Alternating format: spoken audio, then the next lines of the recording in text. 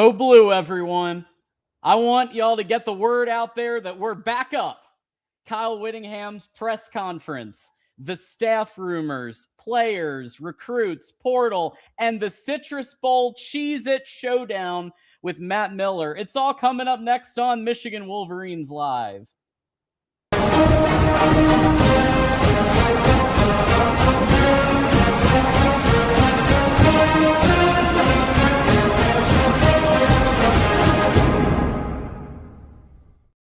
Let's go. Welcome back, everyone, to another episode of Michigan Wolverines Live, episode 232. It's Texas week. That's right, folks. The Citrus Bowl, the Cheez-It Bowl. It's happening right here. My name's John Diadamo, and I'm going to take you through the next hour and a half or so. Hit me up on X at John Diadamo, and as you join us from wherever it is, YouTube, Twitch, X, don't forget that you can listen to us, and we sound great on radio. Apple, Spotify, Amazon, and iHeart.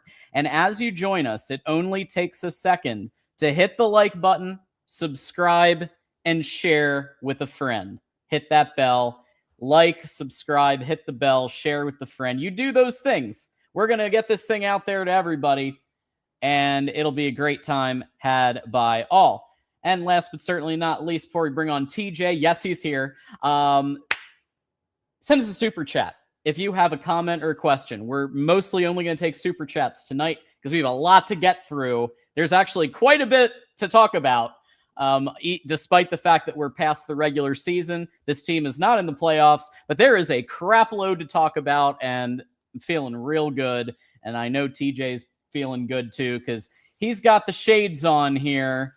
So here we go. It's Whit era, TJ. How you feeling? We are back, baby. I'm feeling great, man. A lot of good, and I'm excited to get these bowl games tomorrow so we can start building our staff and attacking this portal, which we're going to hit on all that today. And just can't wait, man. Excited. A lot of good things, man. A lot of good things happening. Let's get to it, bro. Let's get to it. Before we do, I just want to thank Ryan and Teddy. That's right, about Sprague's injury. Thank you for reminding us of that. And Michiganders here, GT. All y'all. TJ's right here. I just introed the show real quick. It's all good. Ryan telling people to hit the like button and so on. Quinn's here too. Don't forget to tell me about that emoji. DM me. Let's get that emoji up for Quinn here. And Detective Wolverine and so on. So with that said, let's go ahead and thank our sponsors, because we have two incredible sponsors that are there, that have been there for us for more than a season.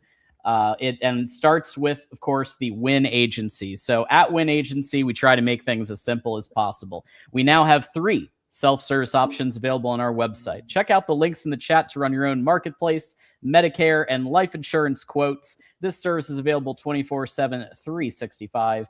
They're here to help. If a mod can pop those links in the chat, that'd be so helpful. That's Win Agency. They rock. They're here for Michigan Wolverines Live. Y'all, if you need Medicare, you need Marketplace, you need life insurance, hit them up. They're great people. And also, Healthy Dogma. Woof, woof. Here we go. Who let the dogs out? Healthy Dogma is owned by Michigan alumni who know what loyalty means. For decades, the May family has cheered in the big house and always brings that same dedication to crafting clean, Michigan-made food for dogs. Check out healthydogma.com. Use code 25GOBLUE because Michigan loyalty extends to our four-legged fans, too. Thank you all. Thank you to Healthy Dogma. Here we go. And we also got Marmar here. We appreciate Marmar. Absolutely. So before we get to our topics, we actually already have a few super chats. Thanks to GT. Alford, better than more. Retained is better than detained. Already, GT coming in hot right out the gate there. Very excited about Tony Alford coming back, and we've got so much to talk about today, folks. Retained is better than detained. I agree there. Yeah, it's actually a pretty good one there. It's a good one. Tony's feeling pretty good right now. Him and Savion Hyder are already planning how to take over the world this Saturday. So looking forward to that. Boom. And Hockey Kid, do players have to transfer by January 8th? No, they had till the 15th, right, John? It's the 2nd to the 15th Right. or the 2nd to the 16th. Right. So yeah, the the window- transfer the portal window- is the 2nd to the 16th. That's 15 days that they can hit the transfer portal and transfer out. That is not the same as the coach timeline. I know that the transfer portal though is the 2nd to the 16th. So that's what we know right now. Yeah. Yeah, and we also have Tree Dog, 8 months of membership. Thank you. Happy New Year. Happy New Year back to you, Tree Dog. Great to have you here. And Cody, love you guys. God bless and go blue with the 2. So 2026 is about to be a great year, boys. it's about to go off. I'm already like last 4 days. I've just been making my plans, bro. Like, how are we gonna attack this year? And then I got Michigan's building up the war chest, and I'm getting excited, man. Michigan basketball averaging 97 points a game, on fire. On fire. Yeah. I mean, it's some of the best we've ever seen. Yeah, you were there. Yesterday. Friend of the show took me. Appreciate it. Appreciate that. And we had a good time. Honestly, though, I will be honest, being at the game, walking to the game, I said, if we don't hit 100, I'm going to be disappointed. We clearly hit 100. This is now the expectation in Michigan. Insane, by the way. Why Not says we need to develop a play action pass from under center with Bryce and bring back the power run game. Go blue. Well, why not? We are going to talk about this. It's a bit more of a spread than we're used to. A little more 11 personnel. Right. Power spread. Power spread. We'll get into that, though. We will. And last one I'm going to take before our topics. Austin says, is it true there's some big news coming tomorrow? I mean, I'm not aware of anything breaking tomorrow, but I mean, there's a lot of things happening right now, which we're going to get into all of it. Yeah. From player retention to coaching speculation. So there's a lot to talk about, and even portal, and we got portal stuff for you. So looking forward to it. So let's go with this because we did just get a new head coach, Kyle Whittingham, which we rolled out and kind of let you know what to expect and kind of his record and some of those things on the last episode that we did. But since then, Kyle Whittingham went down to Orlando on 4 hours sleep and had a press conference. And he had a press conference that I thought really kind of said a lot about where things are headed. So I've got kind of 3 big ones, and then TJ may have some other ones to kind of go on top of it. But number one, which I loved, is that Kyle Whittingham talked about physicality. He talked about toughness. He talked about Michigan's identity being retained. And if you watch Utah, it might be out of a spread, TJ. It might be. But what I noticed, and I've watched a couple of Utah games over the last few days. My man. And I watched the Texas Tech one. I watched a couple of them. And what I noticed was the physicality, the trench play. It's all there. It's all classic Michigan. It might be out of 11 personnel, but it's there. I mean, he's not just saying this. He showed it this past year, TJ. Yeah, definitely. I mean, to give the quote, John, because this was one of the key things I wanted to hit on from the press conference and from the early days of Whittingham. He says physicality will be our calling card. Utah, the place I was at, we were the most physical team in the league. Whichever league we played in, that's not going to be any different here. We've been running the football. We were second in the nation last year in rushing the football at Utah and defending the run. If you can win the line of scrimmage and be physical up front, you've always got a chance. And so that will be the trademark and the identity of this football team, which is physicality, toughness, and grit. I'll give you a prime example. I've always been a firm believer. Many people are a firm believer of this. I'm not unique.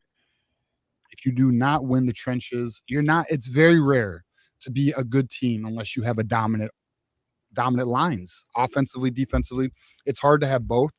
We'll say this: you want a prime example of why trench play is, without question, in my opinion, the most critical component to any football team, and it's the Detroit Lions. Look at how they played this year. Their offensive line has been decimated. They lost their Pro Bowl or their Pro Bowl NFL All-Pro center in Frank Ragnow. Defensive line wasn't good enough this year. We're not in the playoffs. We have all the skill in the world, all the talent in the world, from J-Mo to Amon-Ra to Gibbs, who you name it. Doesn't matter. If you do not win the line of scrimmage, it's for naught. Okay?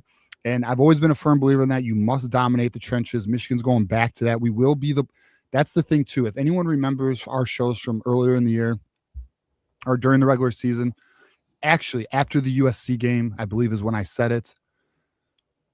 That's when it is. I said we are no longer the bully on the field.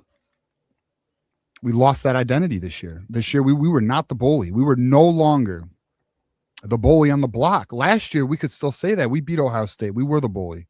We had a lot of games where we still out-physicaled a lot of teams. This year, we definitely saw a regression.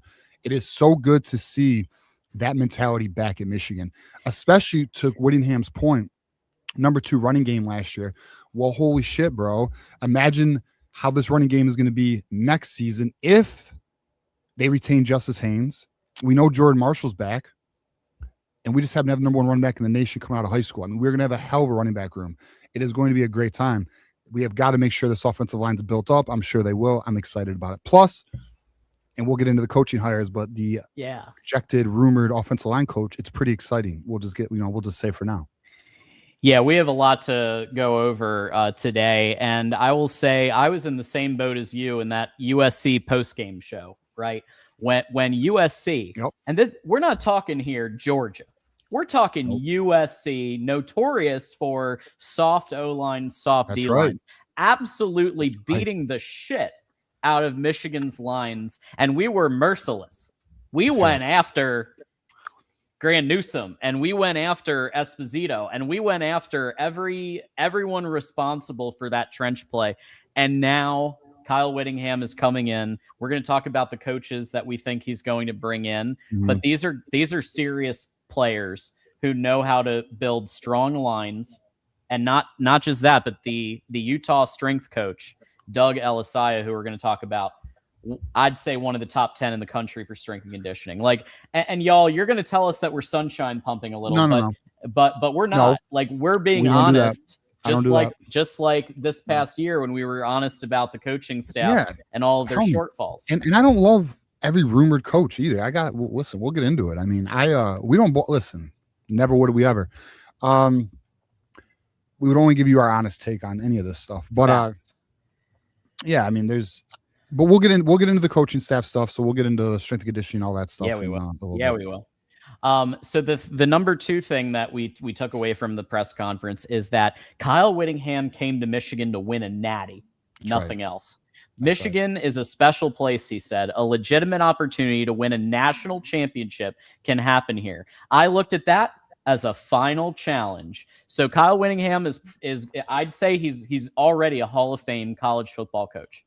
He's going to be in the Hall of Fame with the amount of wins, what he accomplished at Utah.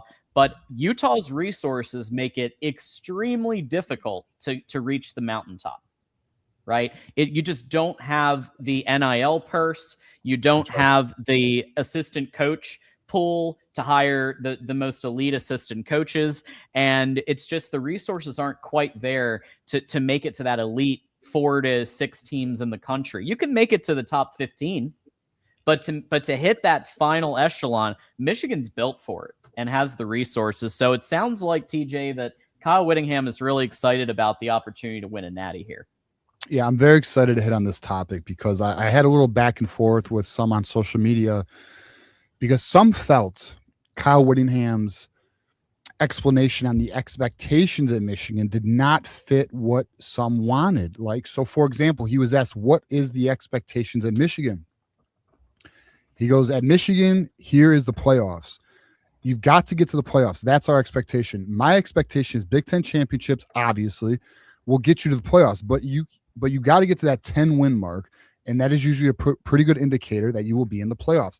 And some people were like, well, why didn't he say you want to beat your rivals? You want to win Big Ten championship.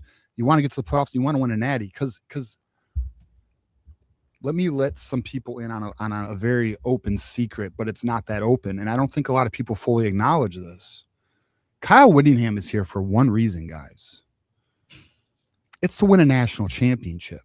He understands the mission. His mission is I have to get in the playoffs to win a national championship. And to John's point, this quote that you see below me, this happened after the initial press conference on when reporters were asking additional questions on the side. Understand this. He has said this is the final challenge, but he means for his career, guys. Understand he is all in. Understand there's so much to talk about. There's so much to talk about because he's pissed off right now. He wasn't happy with how he was treated at Utah. He's going to gut their fucking programs. He's going to gut BYU. He's going to gut Utah. They all know this. Go read the Utah insiders. Go read. Now there is some, they're going to retain this coach. We're going to talk about coaches and where all that stuff stands. But at the end of the day, the reality is Urban Meyer gave the blessing. Okay. Kyle Whittingham is here to win a natty. And guess who we met on Tuesday, John? I'm sorry, on Monday, John. The Ellisons. Oh, he met the Ellisons. There it so is. much to talk about, boys. I'm telling you right now, a lot to be excited about. It's not all perfect. Obviously, we got work to do, but listen, he's here for a natty. Let's get one. And what's so interesting about this is, and look, I think both of us had DeBoer as our top candidate, right? And just being real about that. But let's face it, DeBoer, would Michigan have been his last stop even if he came here? It's questionable. We don't know for sure, but it sounds like from what Whittingham's saying, he's all in on Michigan, like you said. I love that you said that. I think that out of all the coaches available, out of all the possibilities, I'm loving this more and more. Objectively, I had him as my number 3, and now I'm really, now that I'm putting all the pieces together, I'm really starting to get excited here. And it gets even more excited when we talk about the staff, which we'll get to the staff later. But here's the thing, John. What's funny too is, so as well, Kalen DeBoer was my number 1, and my number 2 was Kenny Dillingham. Clearly, Kyle Whittingham was my number 3. As soon as those two were out of the picture, and I got over it. And then Monken was number 4 for me. What's funny is initially when Kyle Whittingham was first being speculated, some of the fan base was just not they didn't love it. But once you do research, once you understand who he is, and you understand what the reason being, and then also you see the national perspective in the response, which many in national media are saying it's a home run hire. Even people who are usually very critical. Pete Thamel, very critical of Michigan. And he said it was a good hire. There's not anyone. Reese Davis said it was a good hire. There's not anyone, and I will hit on Valeni because I've seen people in the comments talk about Valeni today. Yeah. I talked about Valeni. I don't even know. I've hit on Valeni recently. Listen, ball knower, but he does fuckboy shit. I don't know why. He just says stupid things, and we'll get into that. But for example, apparently Valeni today was like, oh, it's not that great of a hire. He was Michigan's 5th option. No, he wasn't. Kalen DeBoer was always number 1. Yes. That's fine. Kenny Dillingham did a virtual, and some at Michigan came away and said not a fit. I don't agree. I don't either. But how's that an option if he's not a fit? Michigan did not want Kenny Dillingham, and that is why Kenny Dillingham, the very next day, had to beg for $20 million from his donors. And then guess what? He put out another interview today saying that nobody has stepped forward and helped donate to the program money. And he says some people are not going to like what I say, but I'm going to do whatever it takes to help my program. That's where Kenny Dillingham is. Why? Because Michigan, I don't agree with it, did not find him to be a fit. Now, not everybody at Michigan, but there was a select. There were certain people at Michigan who did not find him a fit. That doesn't make him a freaking option. They interviewed a prospect and it wasn't a fit. Kyle Whittingham was actually the 2nd option for Michigan. And once Michigan realized the Kalen DeBoer situation, and let's give Bill Poggi some credit here, going on a crazy media tour, Michigan decided to close in on their 2nd option. Kyle Whittingham was their 2nd option. So Mike Valeni on 97.1 doesn't know what the fuck he's talking about. They just talk shit. They're just Spartans, bro. And I know my Michigan brethren know this, but Valeni is, I can't even stand 97.1. Occasionally I'll check it out just to get a pulse, but they're idiots, man. Respectfully. Yeah, you really like to go Garbage. off on. I don't listen to it. Rico's fucking stupid, bro. I don't even know why he's on there. Like, I really don't, other than he's Valenti's friend. He's garbage. David's garbage. Kenny ain't even that funny. And Valenti's a fuckboy, dude. He just likes to say dumb shit. I don't even know why. And just so anyone who doesn't know, a lot of people don't like 97.1. They don't like the Pistons coverage. They don't like the Red Wings coverage. And they're just, I don't know. They suck. It sucks that it's our only radio station, but it is what it is. So with that said, let's go to number 3, which I definitely heard also being discussed around the media, is the mentality shift in that you need the team more than the team needs you. And I thought that was exactly like one of the biggest criticisms I think that we had of Sharon Moore is that he was more of a friend, more of an older brother type than he was, maybe somebody who instills discipline, a tough culture, and really that accountability that Ben Herbert instilled, that Jim Harbaugh instilled. That's right. And now with this, with what he's saying here, there's no divas allowed.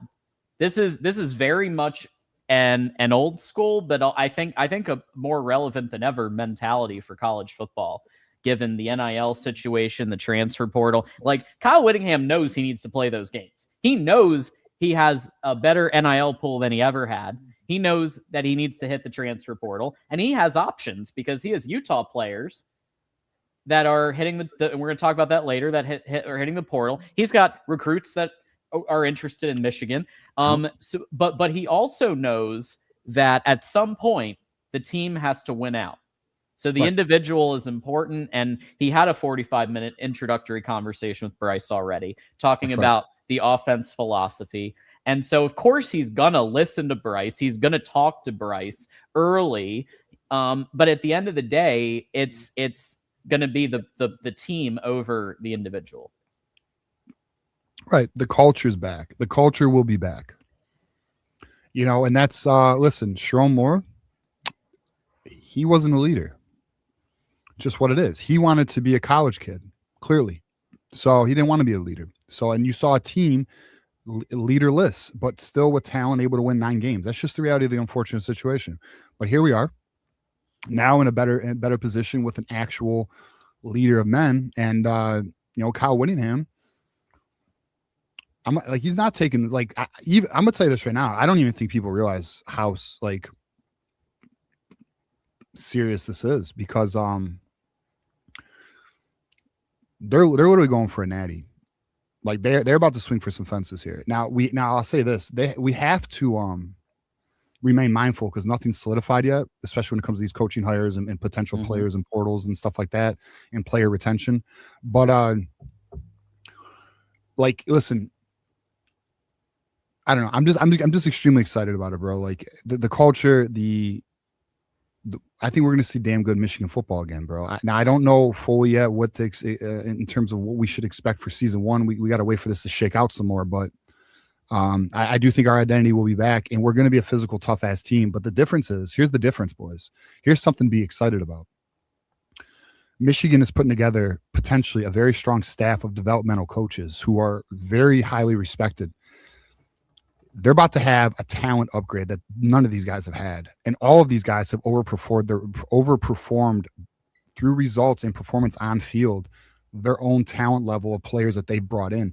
You're about to give all these dudes the ball of clay of this like high valued material, right? And they're about to make they're about to make, to steal the quote from Jackson Johnson, magic, bro. Like, I really anticipate Michigan's going to get their shit in high gear, and we should see a pretty dominant football team with this coaching staff, potentially, in this culture being rebuilt. Because here's the thing too. Speaking of culture, John, guess who's gone? Sharon and it's going to be associated to our staff discussion. Justin Tress is gone. Justin Tress. You know what's funny, John? And we'll talk about, actually, we'll hit on it when we talk about the coaching. Yeah, stuff. We're actually, it's the perfect segue, because I'm literally just about to talk. So I wanted to start before we get to the main staff. I did want to just throw out the exciting news that Tony Alford's coming back, folks. I do have one more though, John. Yeah, go ahead. Well, I have one more I want to hit on with the presser, and go ahead. All right. So, all right. And then I also before we go to the coaching staff, let's give our overall grade of the press conference. What do we think, Okay. it means to the fan, like what it meant. But I thought this was important that we didn't hit on, which was immediate priorities. Immediate priorities, right? And he fully understands. That's the other thing too, boys. You know how it's been, we tossed the theory out there this season that it's not that Sharon is stubborn, it's that he has blind spots. He just doesn't know any better. Like we think, some of us were like, is he being stubborn? No, he just has blind spots.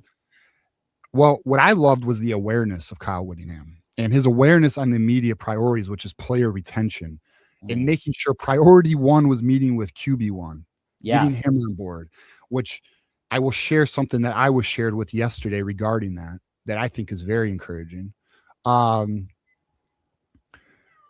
So you get QB1 on board, which all indications are that's in a good direction, just so we get that out of the way. Okay. I was told yesterday that if Underwood is invested and on board, the donors are going to be invested and on board, specifically the Queen. Okay. The Ellisons, yeah. And Uncle Larry. Now, coincidence or not, he meets with them on Monday. I have not gotten word how well that went, but I would assume it probably went pretty well. Now, that is an assumption. I don't know. But that said, I was told if they're all on board, there's going to be a ton of resources and they're not going to hold back. So I feel, in my opinion, what we do know about the Ellisons is she wants to win national championships. We know this. We also know Kyle Whittingham is here to what, John? Win a national championship. Okay, so I have a feeling their philosophies aligned yesterday, and so this is assumption on my end. I'm still waiting to hear back on it, but I will simply say this: if Bryce Underwood is back as I expect him to be, then that tells you everything you need to know. Again, actions, not words. If he is here, and by all indications, we will talk about Andrew Marsh now. Indications are if Underwood's going to be here, Marsh is going to be here. Marsh is coming too. Speculation. What's funny is there's been some speculation by the rivals, of course, the rivals. It's amazing how they throw this shit out there to try and sabotage our fucking program. Rumor is Underwood's gonna be in the portal.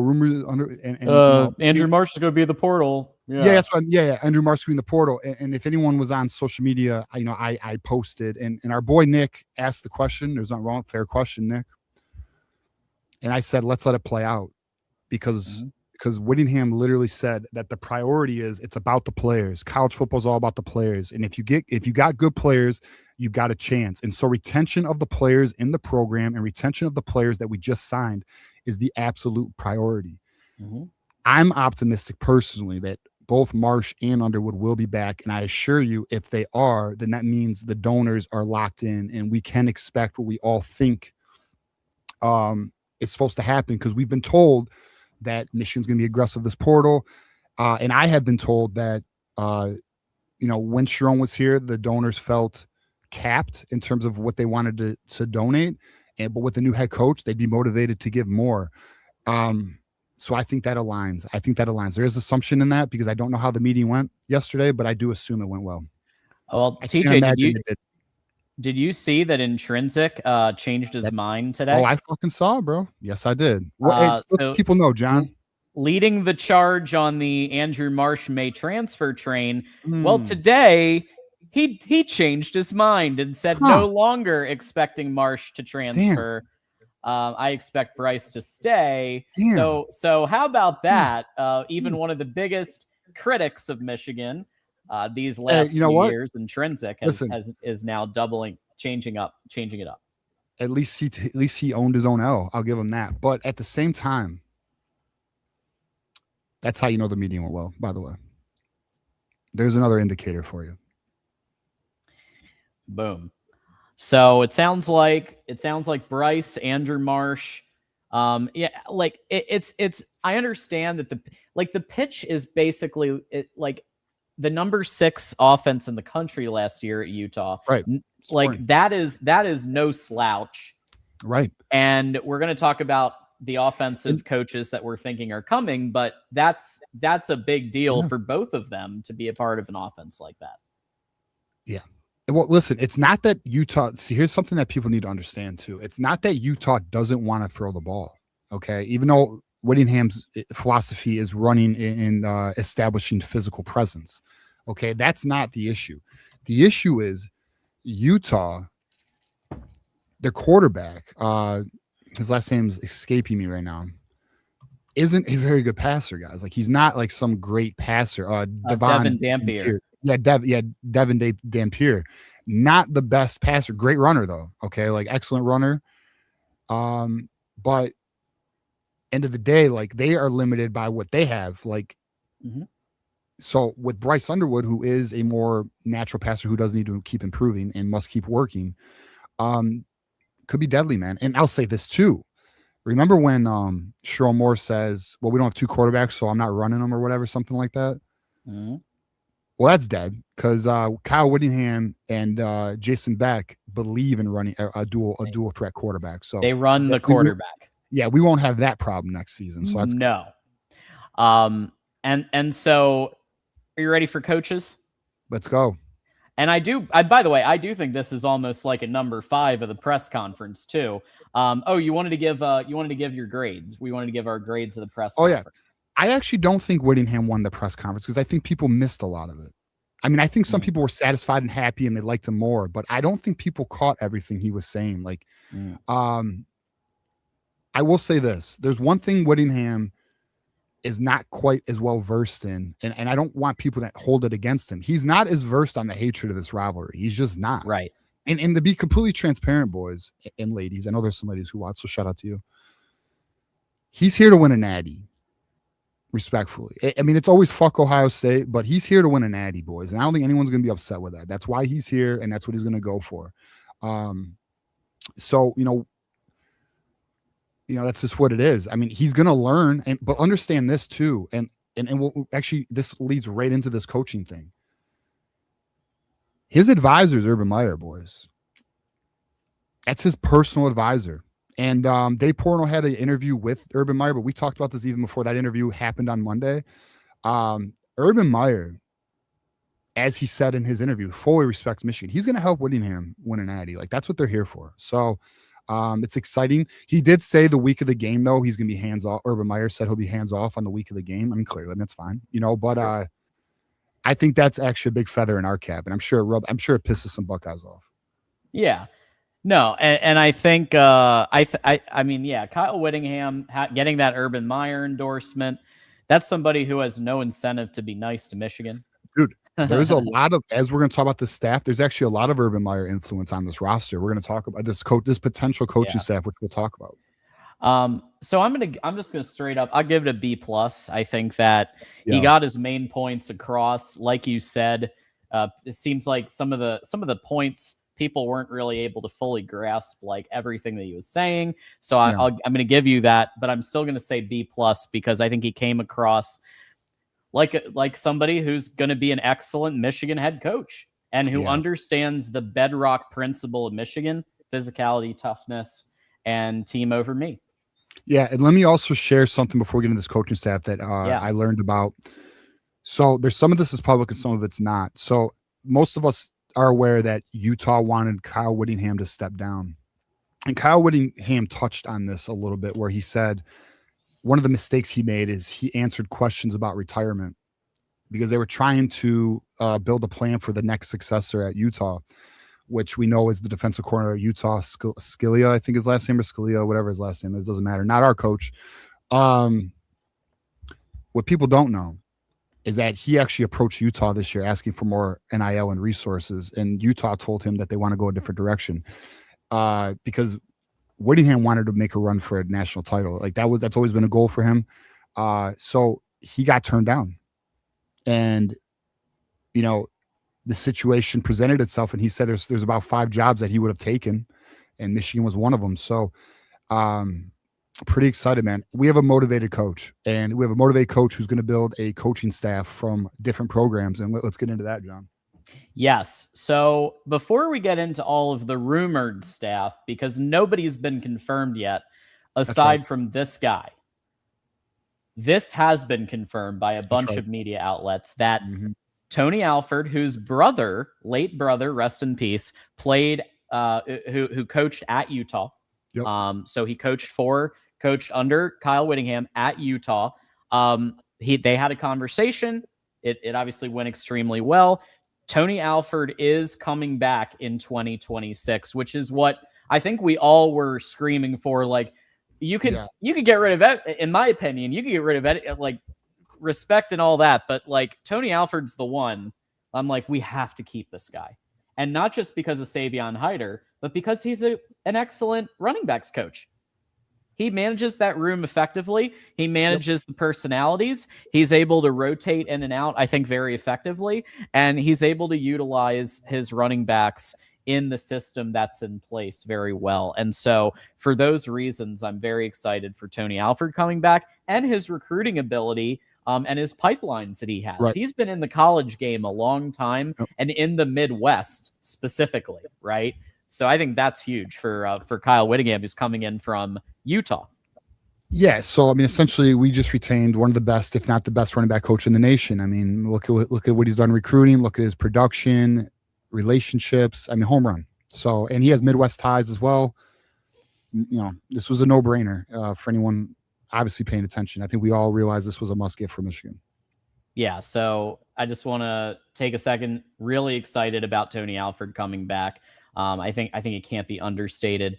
Savion Hyder I think is pretty much a lock at this point now to stay with Michigan. Correct, DJ? Yeah. Well, because of Alford for sure. Did you see his post? Did you see Savion Hyder's post today? I might have. Let me see here. Well, you know what? Here, let me pull ready to work. Ready to work. There, yeah. Yeah, let's pull it up. Let's pull it up for the people, though. Let's pull it up for the people because pretty exciting. Ready to work.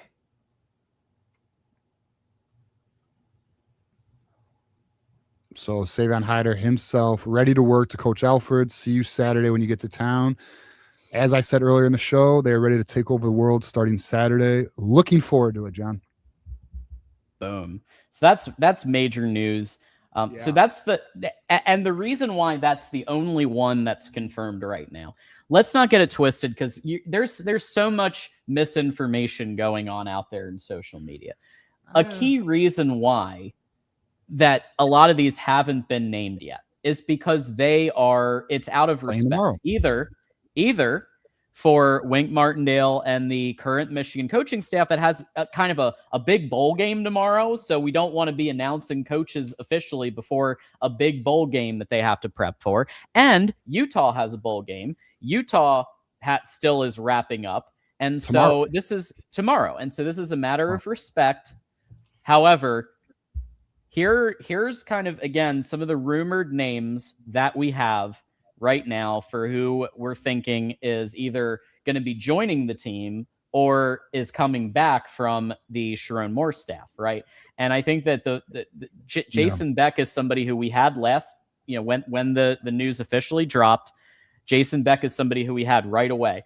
You can't have somebody who is orchestrated who took Utah's offense from mid to top 6 in the country, top 2 rushing offense in the country, and not go after him aggressively. He's been given, remember, a vastly expanded amount of resources to hire these people. So we're talking a significant pay increase for Jason Beck, again, rumored to be joining Kyle Whittingham coming to Michigan. Yeah, no, listen, the coordinators, let's just put the 2 coordinators who are projected to come to Michigan, they are essential for this to be what it's looking like. And what it's looking like is an elite staff. What is, and there's some names here, John. I got 2 more names that are not on your list. Me and John did not coordinate this, by the way. This is my first time seeing this list. It's almost identical to mine. Love it. I have 3 names you don't have, which we'll get into, but perfect. Yeah, I mean, listen, Jason Beck, this is an up and comer, a younger offensive mind. And mind you, I want to also stress here, Jason Beck, Jay Hill, both of these are expected to be head coaching candidates within the next few years. Some already think they're ready. So that's one reason why, by the way, let's also stress this. Kyle Whittingham's here for 5 years. There's a thought process going on, nothing confirmed, that one of these coordinators might be the next head coach in waiting too. So let's be on the lookout for that. That's something obviously we'll monitor through results. And also, how are they as coaches, over the next few years. But The Jason Beck news, in my opinion, this is an A+ hire. And let's get through it. So the next one, John, you have so you got Jim Harding here, offensive line. This one excites me a lot. This is a Joe Moore award-winning caliber offensive line coach. This coach is considered, if not number one running back, or I'm sorry, if not the number one offensive line coach in America, no worse than 5. This is big time. Jim Harding is major in terms of Utah is actually right now trying to retain him, but it appears not happening. So yeah, that's major, man. If we can get Jim Harding, excellent recruiter, excellent developer, I couldn't be more ecstatic. One name, and I see one of our comments is saying this, and I have this name as well. For quarterback coach, it is Coy Detmer Jr. Yes. Who is the son of Ty Detmer. Yeah, so Coy, it's rumored now. Nothing official, but Coy Detmer Jr., who's coming from Utah. So that's something to also watch. We do have Tony Alford, as you said, would be the running back coach. All of these, I'm very happy with Coy Detmer, by the way. I will say that's one where I would not put in that elite category, but I would put in the Jason Beck, the Jim Harding, and the Tony Alford. Yes, that's all good. The next position, John, we could talk about. This one's a little more foggy. It's Micah Simon or Simon, however you pronounce his last name. He might not Simon, come. Yeah. Ron Bellamy's still being considered for this role, John. It's between them, from my understanding. I know who you're rooting for. Yeah. Ron. I'm rooting for change. I'm rooting for change. I know. In the position. I know. Yes. Yep. So agree. So we'll see the wide receiver position. We'll see. Now, let me say this right now, though. Let me. I've been waiting to say this. There is a belief that is wrong being circulated amongst Michigan fans. This needs, and I had this communicated to me very clearly yesterday. The belief that Andrew Morris is contingent on Ron Bellamy staying is not true. That is not true. It's also not true that he's as the perception of how fans believe he is I gotta be careful how I say this, but he's not as liked as many think in terms of internally. Yeah. A lot of people are like, well, you want him because of the relationships. Now, I'm not saying he's not a good recruiter. This is not me knocking him, but this is simply me explaining or trying to communicate the perception many fans have is that he's, the players really, it's a big relationship thing for them, but it's not as high as internally. It's not as looked at as it is externally by the fans. Let's just put it that way. Yeah. It's again, these misconceptions just kind of being flown out there that these players are tied to the hip with one coach, and sometimes they are. In this case, apparently that I don't think that that's the case, and I think that the case can be made that the vision can be shared on an offense without that particular position coach. Right. And there's more. We'll leave it. And then the next one we need to talk about, this one's interesting. I find this intriguing. Tight ends coach Freddie Whittingham. This is a very curious one for me. Now, all indications are this is a solid tight end coach. I do need to do more research here. This is a brother of Kyle Whittingham. But yeah, this offensive staff, I will say more to be desired at wide receiver and quarterback for me. Now, there is a wide receiver coach that we did not mention that we need to mention that Michigan is pursuing, which would be big time. It is the Oregon wide receiver coach who is actually a former Michigan alum, Ross Douglas. Michigan has reached out. Michigan, I'll tell you, if they could steal Oregon's wide receiver coach, that'd be stupid. Okay, that'd be great. Kyle Whittingham did say, hey, there might be some coaches in the playoffs. That's right. Hey, is Oregon in the playoffs, John? I think they are. So be on the lookout for that. So I would put Roy Douglas, Ron Bellamy, and Micah Simon in the wide receiver pool of prospects. And then so we hit on tight end, John. We can hit on defensive. Are you ready to move on to defensive coordinator? Let's move on to defense. Jay Hill. Okay. So Jay Hill, this is another we would call, I don't want to say home run hire. I'm going to say a triple, though. I'm going to say a triple, but I will say this. BYU acts like it's a home run. BYU fans act like it's a home run. They don't want to lose them. What's interesting about our guy Jay Hill, and you know what I just thought about, John? We should have got Wolverine Casual to make charts for everybody. I mean, I know he has them. I should have got those collected, but Jay Hill, metrically and statistically speaking, essentially is a top 20. Been running a top 20 defense at BYU, and some people would say, well, top 20, that's not. I mean, it's good, but it's not elite. And to be quite honest, we had a 19th ranked defense. We were pulling our hair out here because we're used to top 10 elite defenses.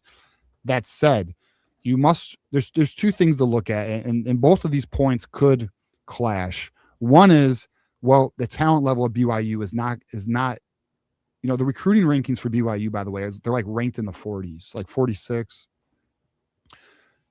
But the production's meeting a top 20 defense. So imagine if you give him top 15 talent, top 10 talent, where could the production meet? But then if the counterpoint would be, but this isn't the Big 12. This isn't the Big 12. So that's the challenge. But then my counter would be, but we also have Kyle Whittingham. Let's not forget Kyle Whittingham is a very strong defensive mind. So that eases my concern with the transition from Big 12 to Big 10.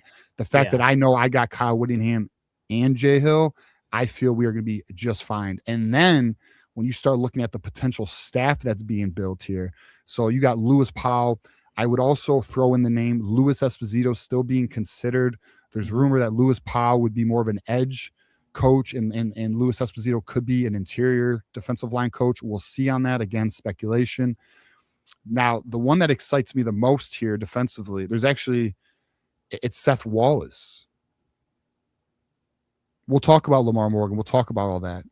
But Seth Wallace, for those who don't know, that's the Iowa's linebacker coach, considered one of the best in the nation. We're talking, if not one, we're talking top 5, similar to Jim Harding. This is a serious get that Kyle Whittingham is targeting.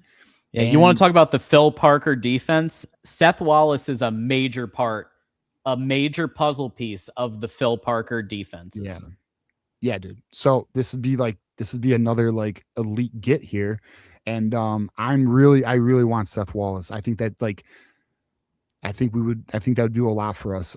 Then we have for the DB situation. So Lamar Morgan is being considered, but the other name is Gennaro Guilford, who is currently the cornerback coach at BYU. Mm-hmm. Okay.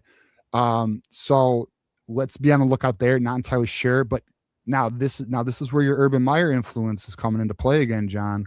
Special teams coordinator Kerry Combs. Kerry Combs staying around. I do believe Kerry Combs gets retained, and I'm going to tell you exactly why. Whittingham is well aware that we have to maintain recruiting networks and pipelines within the Midwest. Well, Kerry Combs, along with Tony Alford and even Ron Bellamy, if necessary, that's your, and Jim Harding also has Midwest connections as well. That's where it's at. You want Kerry Combs on the staff, considering you have majority a West Coast staff here. You need those strong. For those who don't know Kerry Combs is the former special teams coordinator for Urban Meyer, former positional coach for Urban Meyer. Has been a defensive coordinator in the past, wasn't the best, and also wasn't the best special teams coordinator either at Cincinnati. That said, he is again considered an elite recruiter. We're talking about a guy who goes after top 100 players and gets them like it's a top 800 player. Like he lands these guys, and he also has amazing connections. He's a great relationship guy. So that's major in my opinion. I would consider that elite, considering what the staff is in terms of its geographic footprint typically. And then the last one, John, which I'm actually excited about, because how long have we been beating the drum for a new strength and conditioning coach? Because we felt the culture was off, which we knew it was. We felt it. We knew it. We were right. So now it's Doug Alasia. I'm not entirely sure how to pronounce this last name. Alasaya. But he's been at Utah. How long, John? Do you know this answer? A while. Like 20 years. Yeah. Like 20 years. Okay. He's widely regarded and widely respected as I don't know about being number 20 one. years. You're right. I don't know about like where he would necessarily rank, but he is. Listen, if Kyle Whittingham wants him in his program, and he's been at Utah for 20 years, like one thing that also needs to be like fully realized is understand Kyle Whittingham went toe to toe with the USCs and the Oregons when they were powerhouses and won. You know what I mean? Like now we have Kyle Whittingham has the gun now. He has the resources. He has the talent. That's why I'm so excited. This staff is damn near elite. If we could pull if it's not elite, I mean, it's damn good. It's an A. This projected staff to me, John, is an A. If we were to get Ross Douglas would be an A plus at wide receiver, it's an A plus, man. I mean, sure. Could I use an upgrade at quarterback position, coach? Okay, yes. But other than that, I'm really happy with the rest of it. Yeah, I think this is I mean, if these names are the ones, and you get a Ross Douglas coming in here, I would favor Lewis Powell over Esposito. I know that's controversial because of his recruiting, Esposito's recruiting, but I just think Lewis Powell gives you a better upside in the trenches on game day, right? I think that the recruiting has been higher with Esposito because he's had a lot more NIL. He's had a lot more resources to work with. I can't wait to see if Powell is the one hired, what he would do, what he would bring to the table. And you're right. Maybe there's both. Maybe there's a path to have both. Yeah. And now I'll say this too. Another thing we need to really watch is because I'm telling you right now, Michigan's going for a natty. Let's see what the analysts look like. Remember, you can now have analysts on the field coaching.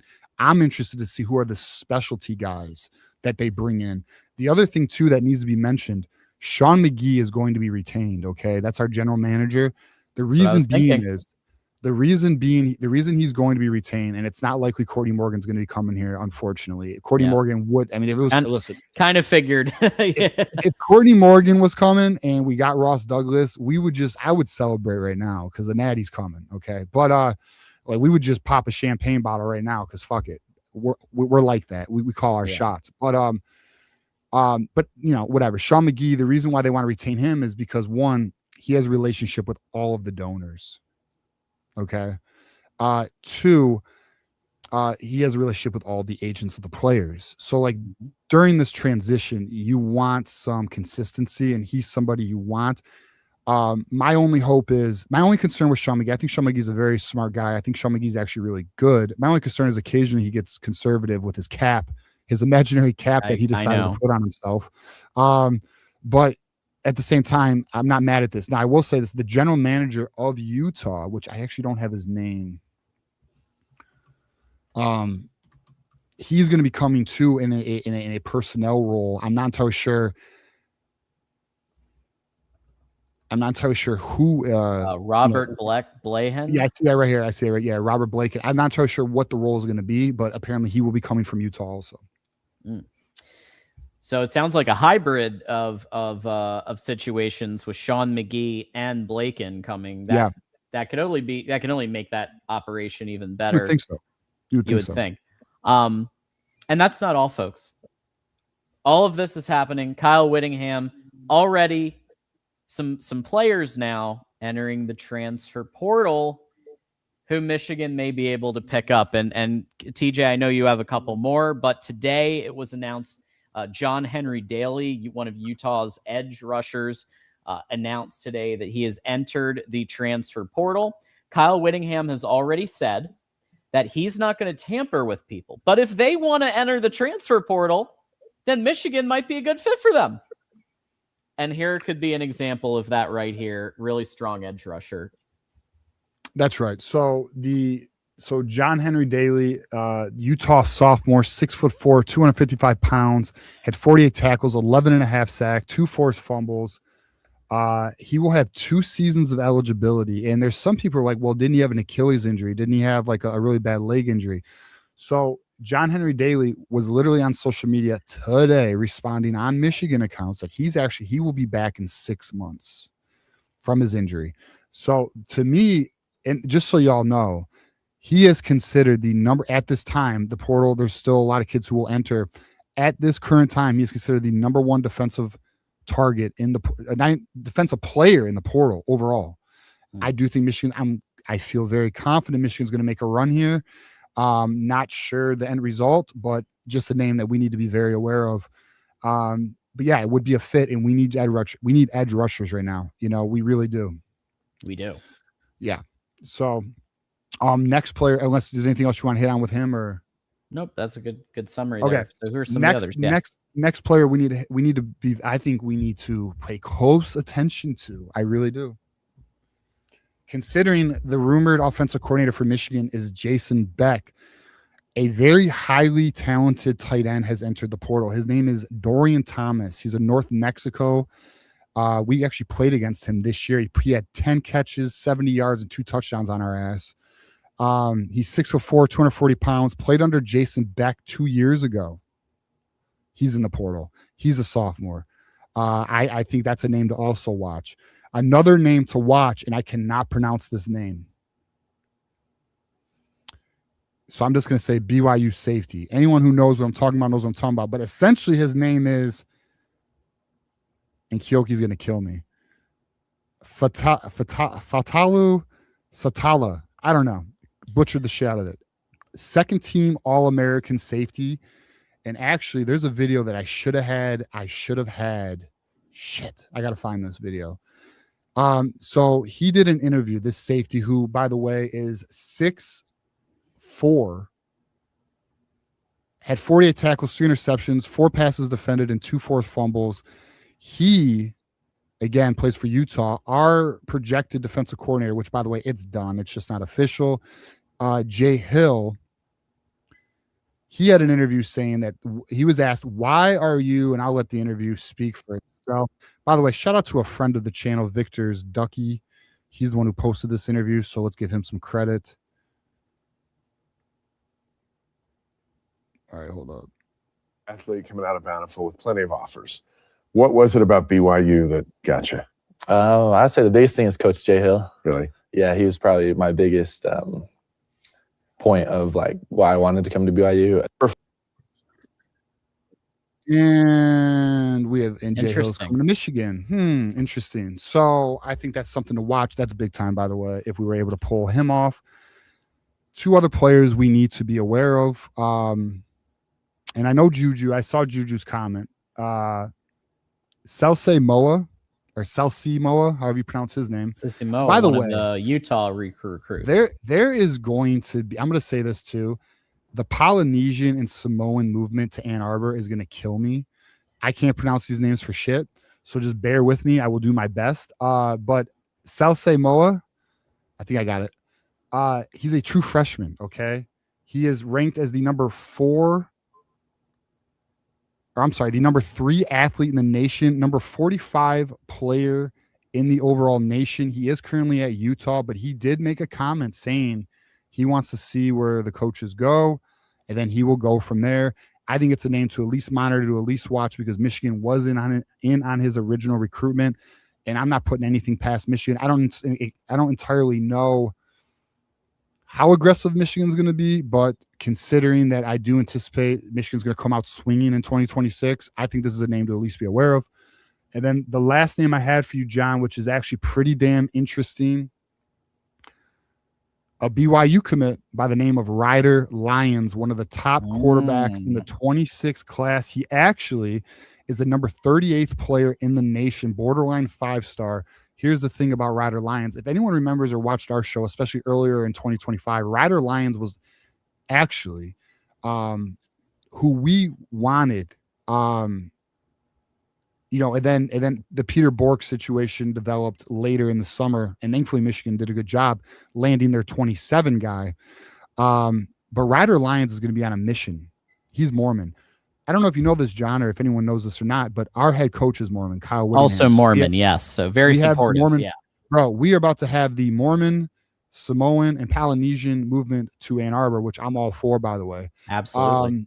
And this kid, even though he's a 26, he will actually be a true 28. So he could potentially, now I will say, caution, Donald Tabron, the next big thing in Michigan at the quarterback position for class of 2028 is also in that class.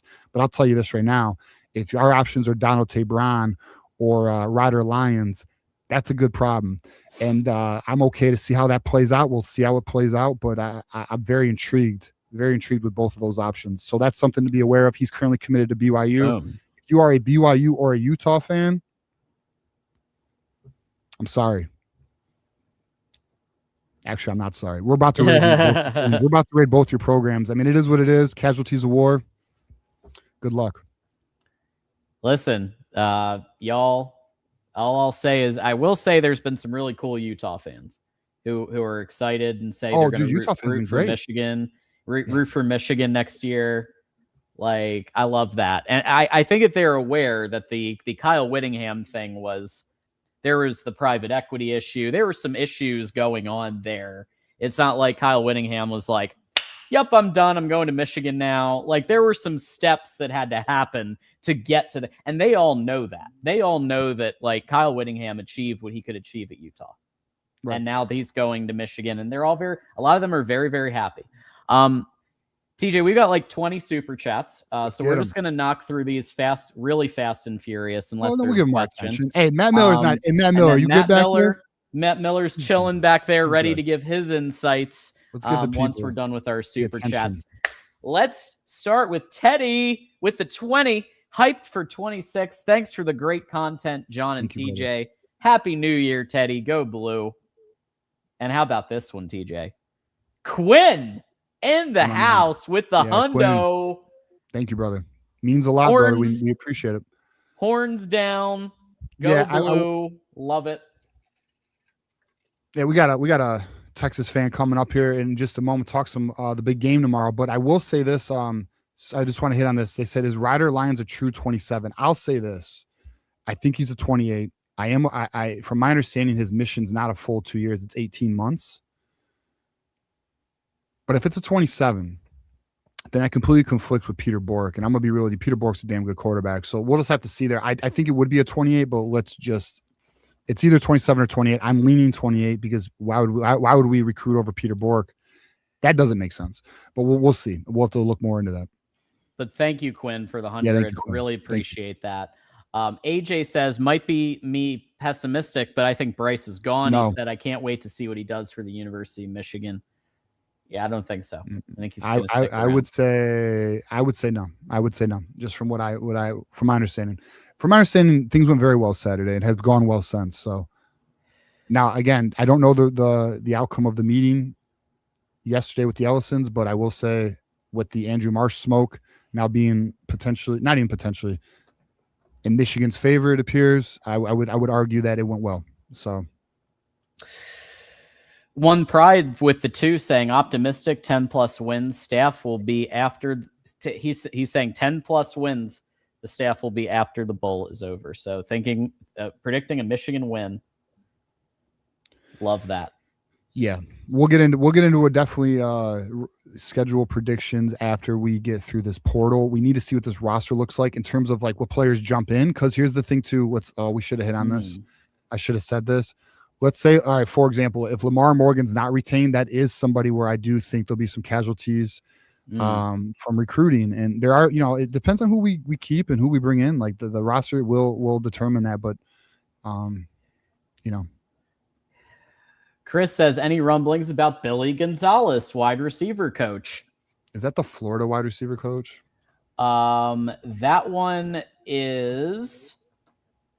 The Florida was most recently interim head coach and wide receivers coach at Florida. So I did hear his name, but barely. I heard it once. But I've not heard it since. I think the Oregon guy would be the one that would be the home run if we. I don't know much about Billy Gonzalez, so I'll be honest with you, but I did hear his name once. GT says Moore has to be excited that he has so much more free time to be unfaithful to his wife now. No more annoying coaching duties. Yeah, don't forget that house arrest. So that's going to be fun. Shit. Quinn, Moore lived the spread and smash. Just wish it applied to football. Remember, he promised everybody that we will smash, and he lived up to that. He did. Yeah, I mean, he lived his philosophy just outside of the football field. You know what I'm saying? Like, he wasn't a liar. He just, Ryan said, yeah, for sure. Ryan said, oof, I told my kids they could attend the next Natty game with me. Jim Harding is a must. I think there is a little bit of smoke that Utah might make Jim Harding the offensive coordinator to keep him. But I believe that Kyle Whittingham is going to do everything that he can to bring Jim Harding here. Yeah, I think Jim Harding, I'll be honest with you, that's one of the most exciting positional hires. Like that one and the Seth Wallace ones are probably I want to make sure I'm accurate, but I think those are my two favorite. Like if we can get both of them, that's major. With the coordinators, on top of the without not excluding the coordinators, positionally speaking. Anthony says with the 20, hey boys, Sleazy Moa, TJ knows. Yeah, we've been looking at that one very extensively since Kyle Whittingham was announced. Bro, once things settle, let's hook in Ann Arbor Ipsy. We both have DL sources, so let's chop it up. Have a few nuggets we'll share in person. TJ, talk soon, bro. Valeni POS, lol. Appreciate it, Anthony, my boy. Yes, we will. We will link up, my friend. But speaking of the Valeni shit, I actually just found the interview. Should we play it? Sure. It's 1 minute. It's 1 minute.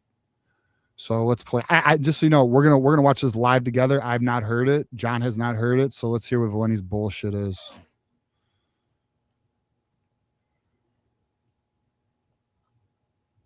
All I can offer you about Kyle Whittingham are the things I know. With that as the backdrop, let me say this. I'm not going to do what a lot of the bought and paid for folks who cover this school are going to do. No, your fifth choice wasn't the perfect hire. Your sixth choice, who you didn't even have on a hot board, isn't the one that made the most sense all along. We're not going to play that. There was probably one universal home run hire for this school, and it would have been Kalen DeBoer. The age, the fit, Midwest ties, the offensive approach, the QB development, etc.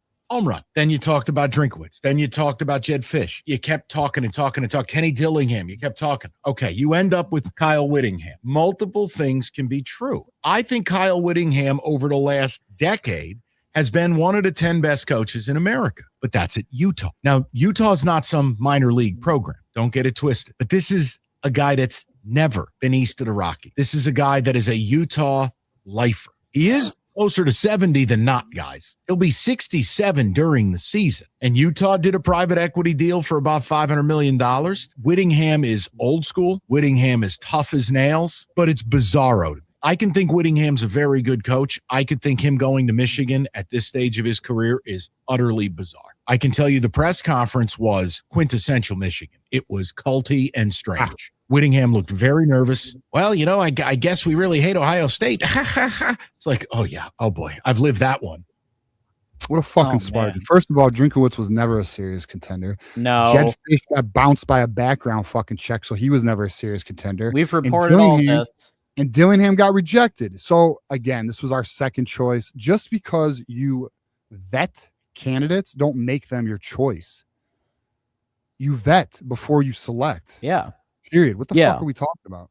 Yeah, I think that for both of us all along, Kyle Whittingham was third. For, and once Dillingham got bounced, he went up to second. And then for him to mention Drinkwitz tells you how much he doesn't fucking know, because that was never a serious option. You know, and then he wants to talk. So he thinks Whittingham's a great coach, but his concern is because he coached in Utah, he won't adapt out here. Well, that's fucking funny because Michigan's a national program. Like this isn't 1994, bro. Like these kids don't not leave the state. How many kids from the state of Michigan did Michigan recruit this year? One. Okay, like I'm not worried about it because you know why? We're top 5 in NIL. They're coming. Yep. And guess why? Guess why some of our top players are not jumping in the portal? Because we got money. We good. We're all right. So fuck Mike Lenny. Ellison's on board. That's the opinion, but that's the opinion of a biased media personality, bro. He's a Spartan fan, went to MSU, all that shit. But the reality is he don't want to believe. So like, all right, what I want everyone to do who's in Detroit Metro, remember this clip. And then when Michigan's dominating, call into 97-1 and call his ass out because Mike Valeni needs to be checked more. I'll be honest with you. And then you may say, TJ, why don't you call in and do it? And I will be honest with you. because I really want to check his ass on his Pistons take. His Pistons take is fucking insane because now we're number 1 in the East, and he wanted them to start trading everybody because he's a dumbass. Even though he called for a rebuild, that he couldn't even go through the rebuild. By year 3, he was calling mercy.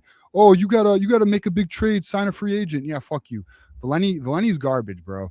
But the reason why I don't call in is because I'm not waiting on the fucking line for 45 minutes, bro. Like, it's just their radio situation's garbage. 97.1's garbage. All right. Hockey Kid says he was talking about January 8th because Michigan needs the players enrolled by January. No, he said no. So he mentioned January 7th, and the reason, the speculative reason why that date is in place is because that's actually the first day of winter semester for Michigan. Mm-hmm. Now, what's interesting, and we talked about this before, my concern for me is Michigan has a thing where, like, once winter semester gets so far that they will not players cannot get admitted for winter semester. And you know, we'll see. I think the 15th might be safe, though. I got to find out what the cutoff date is for Michigan because that could affect our portal. Yo Mob says, loved his quote, "You will become us, we will not become you." That's I love that about him. So when I heard that, I was like, ooh, that's for one, that's old school, but two, like, yeah, hopefully players can handle that, you know, because that's an aggressive, I would say that's an aggressive take these days. We asked. Both of us asked for a coach that wasn't a buddy coach. Both of us asked for a coach that was going to lay it down. And this is exactly what we asked for, period. That's why I'm so happy about this hire. It's because it's the exact person that I've been outlining. Yeah. I wanted an experienced head coach who knew how to not just be a buddy, but actually be a head coach who knew what they were doing, who knew how to run practice, who knew how to run the program, who had a Rolodex of staff. That's Kyle Whittingham to a T. And then if anyone wants to bring up age, bro, Kyle Whittingham is a fucking athlete. Like, the dude is on a current workout streak of like 1,000 or 1,500 days or something stupid. He's gone like 3 years without ever missing a day of workouts. This is a real thing. Like, the dude's like almost an ultra marathon type guy. So, like, in my opinion, Whittingham's operating at like a 61-year-old. Now, do I anticipate Whittingham to coach until he's 75? I mean, no, I don't, which would be 10 years. I don't, but that's not what I need. 5 years is enough to get this program good. And if one of these coordinators, whether it be Jason Beck or Jay Hill, are coaches in waiting, and they show themselves to be ready for that next step, that's fine, because they'll have the culture in place and all of that. But we're good. I mean, listen, this isn't a short-term hire. This isn't a bridge hire. This is a midterm hire, and it's perfectly fine where we got to get this program back. And not only that, we have a 5-year window to win a natty. I expect them to go all in on one. I know they are. They are clearly going to go all in for a natty. That's exactly why he's here. And now we have a head coach that knows what he's doing. He knows like how to run Sharon Moore didn't know what he was doing. I know. Hey, John, let's get excited about Pat Fitzgerald.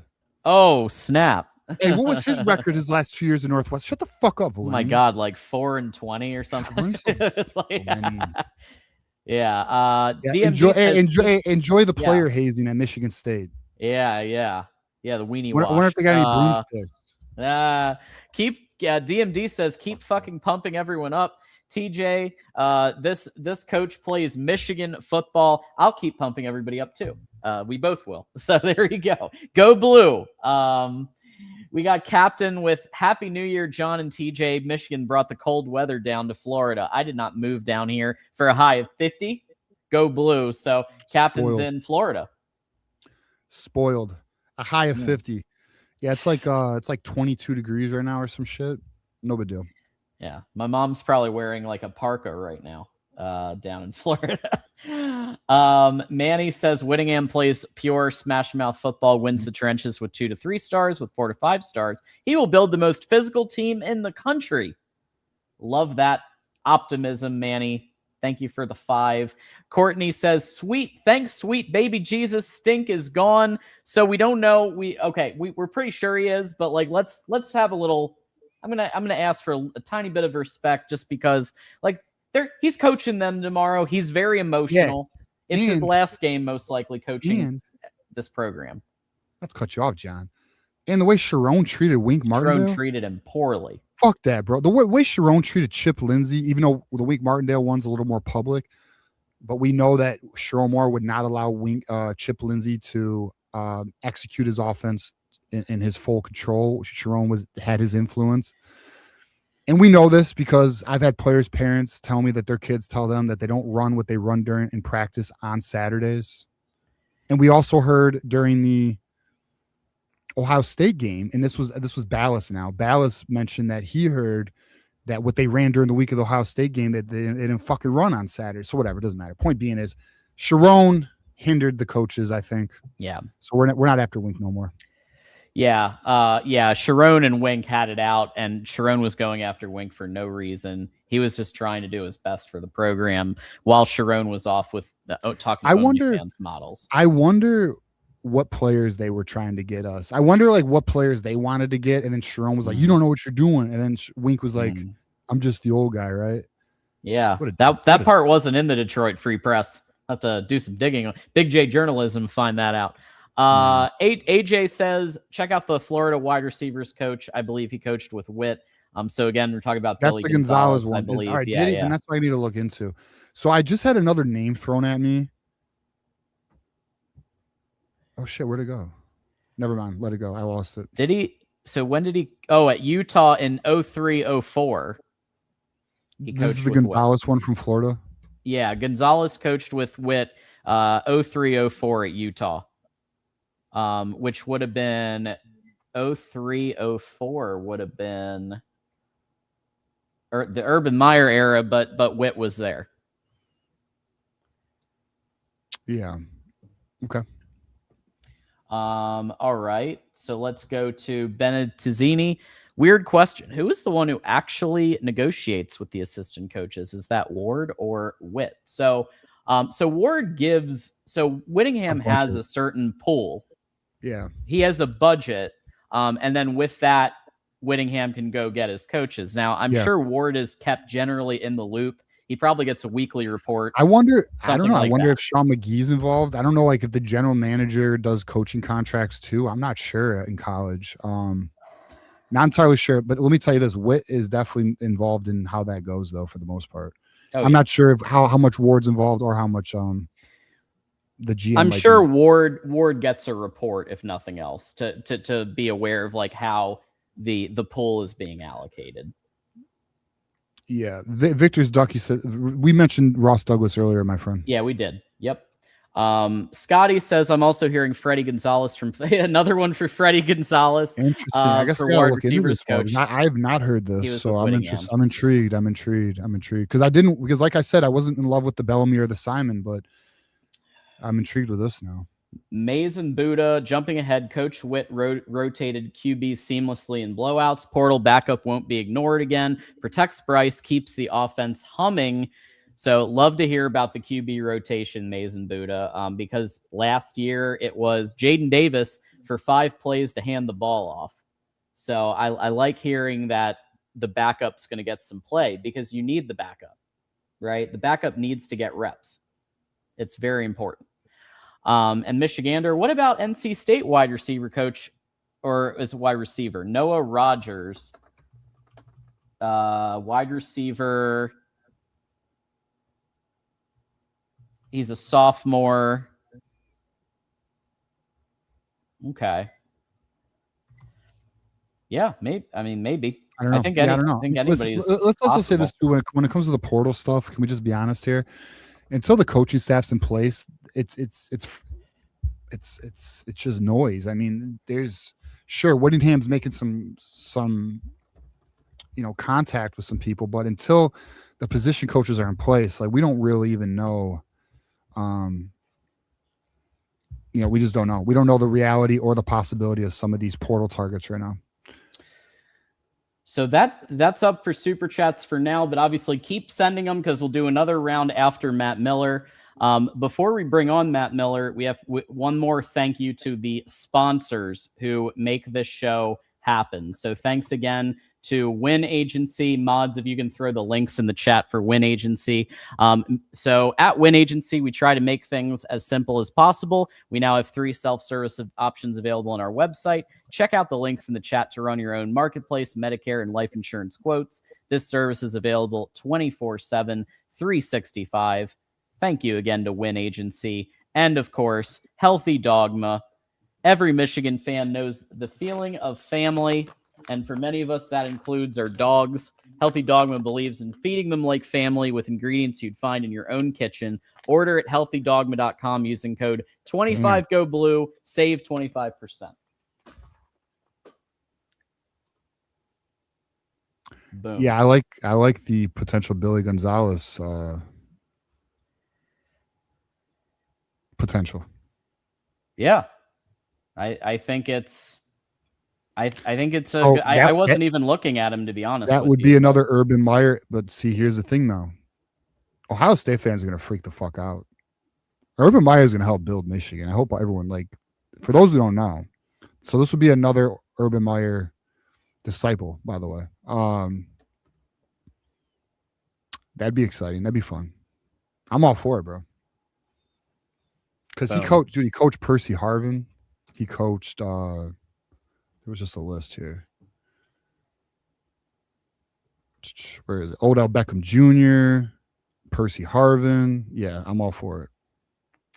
Yeah, I would say Urban Meyer will probably be hands off Ricky against Pearsall, the Ohio State game, but I do think he's going to be kind of a silent advisor. Listen, I'm not saying Urban Meyer is going to be wearing maize and blue. I'm saying Urban Meyer.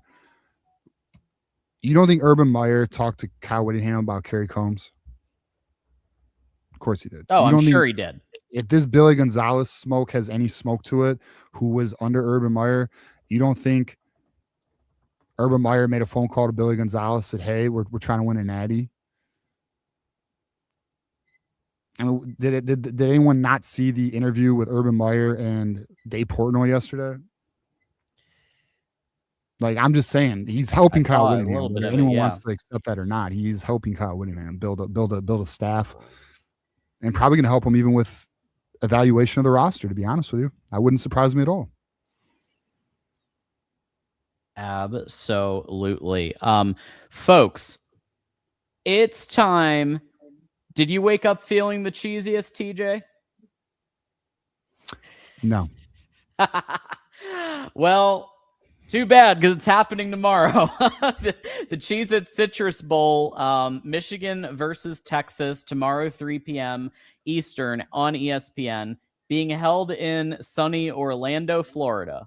And joining us to go over this epic matchup of opt-outs, opt-ins, you name it. It's going to be very interesting. We got Matt Miller here from the Texas channel, the voice of college football. Matt, thank you so much for being patient. Had a lot, as you can tell, we had a lot to jam through. But thank you for being here tonight and going over this. Yeah, no problem. I completely understand, because Texas has been pretty busy as well. So I completely understand that. Yeah. And obviously new head coach, lots to talk about there. But here we go. So Biff versus Sark for all the oranges, for all the citrus in the world. Texas favored by 6.5 right now. And we really don't know what to expect. We did see a couple of pictures of Bryce Underwood and Arch Manning together. And I made a comment. There's about $10 million going on between these two players this year. But we don't really know what to expect. Biff Poggi talked about 12 to 15 opt-outs for Michigan. So I've actually listed out the ones that we know. So just for you to be aware of, Matt, these are some of the players on the Michigan side that we know are opting out, right? That have been declared as opt-outs, right? Derek Moore, Jayshon Barham, Giovanni El-Hadi are all going for the NFL. El-Hadi, good luck. But they're all going for the NFL. And then we have injury opt-outs like Rod Moore, Justice Haynes, Max Bredesen. Ernest Hausman is another opt out for other reasons. And then these guys are out already for the season. So Johnson, Babalola, etc. For your side, I mean, who's playing, who's not? How much of the Texas Longhorns are we going to see tomorrow? Like, are we going to see a fully fledged high octane Texas Longhorns operation, or are a lot of people sitting on the bench on this one? So on defense, from the beginning of the year, you're going to have 7 of the starters out. A couple of those guys isn't a big deal to me. Like Jalen Gilbo, our second cornerback, technically terrible. Wanted him benched about 6 weeks ago. They finally did it the last couple of weeks, and the defense got better because of it. So I'm fine with that. The key guys that we're going to miss tomorrow, obviously, Manny Muhammad, going to miss him. Now, will that be a big deal in this game? I don't know, because can Andrew Marsh, do well versus our secondary? We'll have to see, but potentially with Manny Muhammad out, you could. And then you also have Anthony Hill, obviously a really big one, a top 40, 45 pick in the NFL draft, not going to play tomorrow. And then Michael Taft made the trip, but he will not be playing because he will be preparing for the NFL draft as well. Because if you think about it, like, he broke his hand. He really doesn't have any incentive to play in this game. And he just wants to get ready for the combine because his numbers are going to matter a lot. Like, if he does really well, he's going to be a probably 3rd round pick. If he doesn't do well, he's probably going to be a 5th round pick. So he's getting ready for the combine. Those are like the big ones. If you want to throw in, honestly, CJ Baxter and Trey Wisner, fine. I don't consider them big ones because they had terrible years. And I didn't really like this backfield coming in the year. I was one of the Texas fans that, when I saw the list of top 5 running back rooms, it was like, I don't agree with that. I don't like that. I disagree with that completely. So I don't think we're going to miss them at all. The running game's been terrible. On the offensive side of the ball, it's really DeAndre Moore, and that's it. You're going to have everyone else. The offensive line's playing. The wide receivers are playing. It's going to be all hands on deck, basically, for the offense. Okay. So the Sark play calling, he's going to have Arch, Wingo, kind of his arsenal of weapons. Anybody else that you think is going to be somebody that may go and have a banner day on offense, aside from Arch and Wingo? Because I know how good they are. Yeah, I think Jack Endries, honestly, he's a guy that talked about opting out in this game, but didn't, because he wants to boost his NFL stock, and he talked about that. So I think he's going to get a lot of passes in this game, because I think there's a chance that Texas might try to convince him to come back if he has a big game in this game. So I think he's a guy that you could see have a big day tomorrow, and that's Jack Endries. Interesting. Yeah. Because the Michigan defense, even when fully fledged this year, was having trouble with the pass rush, as we know, right? Was struggling with the pass rush in the Ohio State game and others. So I am wondering if Texas is pretty much having everyone play. How is Arch? How many sacks, or how impacted is Arch Manning going to be? I wonder. Yeah, I think it's going to be interesting, because I kind of feel like the Texas offensive line is a litmus test of if your defensive line is just good. It doesn't have to be great. Like, any good defensive lines this year have been able to get pressure on the Texas offensive line. So if it's good, you'll probably be able to get some pressure. If it's not, you won't. It's an average offensive line. It got a little bit better at the end of the year because they finally figured out who should play on the interior. It took them way too long, in my opinion. But they got that figured out. But the tackles are good. It's more the interior that I'm worried about. So that's going to be the interesting matchup to me, is the Michigan interior defensive line versus the Texas interior offensive line. Interesting. Yeah. So let me ask you this, Matt. On a scale of 1 to 10, how excited are you for tomorrow's game? I'm actually pretty excited, because I want to see, like, offensively how, like, Arch does with the extra 15 practices. I want to see that with the connections with the wide receivers and everything like that, because all these guys are back next year. Like, we're not losing anyone of significance on offense, in my opinion. So that's going to be interesting. There's some guys on defense that I'm super excited that are finally getting their chance. Like, Cage Phillips was a high 4-star, high 4-star, low 5-star, according to whatever service you want to pay attention to. Cornerback, long, lengthy guy. I'm really excited to watch him play tomorrow. And then the linebackers are going to be interesting because we have 2 legit linebackers tomorrow. It's Ty Anthony Smith and Bo Barnes, and that's it. We literally have to slide down a safety to linebacker, and he's only 6 foot, 200 pounds at the linebacker position. So that's going to be interesting. I have no idea what to expect at the linebacker position, but I'm excited to watch the secondary for Texas play tomorrow and the wide receivers along with Arch Manning. Those are like the 3 positions I'm like, okay, I'm actually excited to watch them play versus Michigan. There's some question marks at linebacker at Michigan too, as Ernest Hausman is not with the team right now. So that means Rolder and Sullivan will likely be the starting linebackers. So who knows what's going to happen there? I mean, Brian John Marie has been I think a pretty solid game day coach.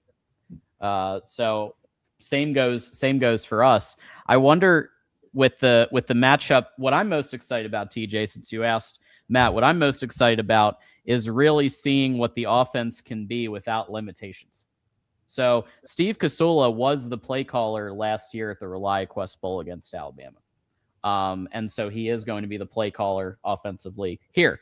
But there won't be a Sharon Moore saying you have to run inside zone 50 times.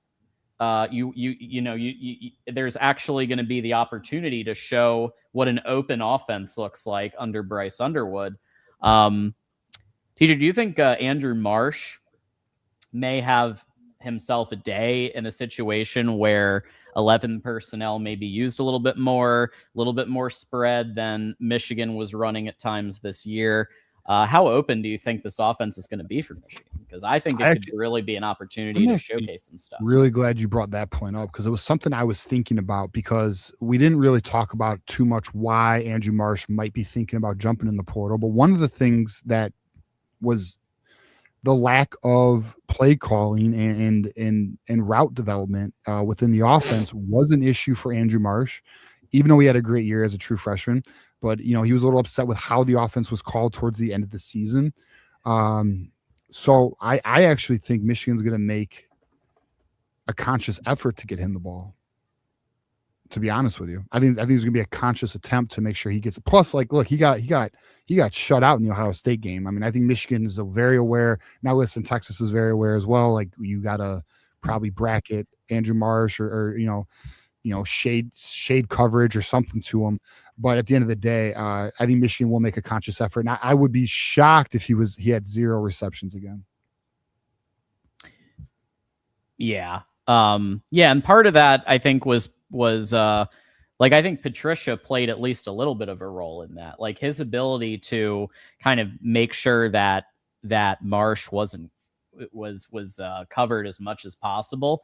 I understand part of it was Bryce missing him open, but Patricia played, I think, at least a tiny bit of a role. But I mean, Matt, what do you think about the prospect of facing Michigan actually unleashed as an offense for the first time? I mean, the Maryland game, in my opinion, was a better representation of what this could look like without Sharon Moore basically handcuffing everything. Yeah, I think it'll be interesting because, I don't know how coaching staffs go into these games thinking, like, are they going to run Bryce Underwood in this game? Do you expect them to run Bryce Underwood 8 to 10 times in a bowl game? This is how I feel, and I know most people don't feel this way. I'm a competitor. If I'm going to go and play football, I'm playing it to my 100% best I could possibly play. So if there's a play to be made, I'm going to go play and make it. I don't know if they feel that way. I don't know if they want to push it and, run Bryce Underwood 10, 12 times in this game, design quarterback runs, or if he's willing to, lower his shoulder on a 3rd down and get a 1st down in this game. That was kind of my feeling with Arch Manning too. Are these coaching staffs fine with that? Are they going to call these plays? I don't know. So yeah, if they're willing to do that, that's another thing. I think that'd be super exciting, because if they're both willing to do that, you're going to see guys, in my opinion, take probably a pretty big step, because 15 practices is a lot, guys. It's basically like an extra spring. So I think you're going to see these guys take a pretty big step if you're willing to, just let them become the guys they probably will be in the future, or are going to be start of next year. I agree with you, Matt. Like, another thing for us, at least as Michigan fans, our young team, it will be exciting to see how this team plays this month. No Sharon around. How is the team in terms of mentally? Do we see any progression? I mean, look, last year we had a hell of a bowl game, one that I think we all enjoyed very much. I mean, listen, I'm all for a win tomorrow. I'll be honest, Matt. I'm not as. I mean, my mind, and I'm sure many Michigan fans are similar. My mind is on the new head coach, the coaching staff, player retainment, what this portal is going to be like. So, like, that's where our mind has been. That said, we do at least get one more game. I am excited to at least see the young guys play again. And then let's see, you know, how does it look? That's why I'm a bit disappointed Chip Lindsey is not here, because I really wanted to see. I wanted to see that. Me too. I'm pissed. I mean, it is what it is, though. And maybe Kasula is going to operate similarly. I don't know, but whatever. We haven't seen Kasula operate without Sharon Moore as the play in terms of play call, because ReliaQuest, Sharon Moore probably had a role in that game plan too.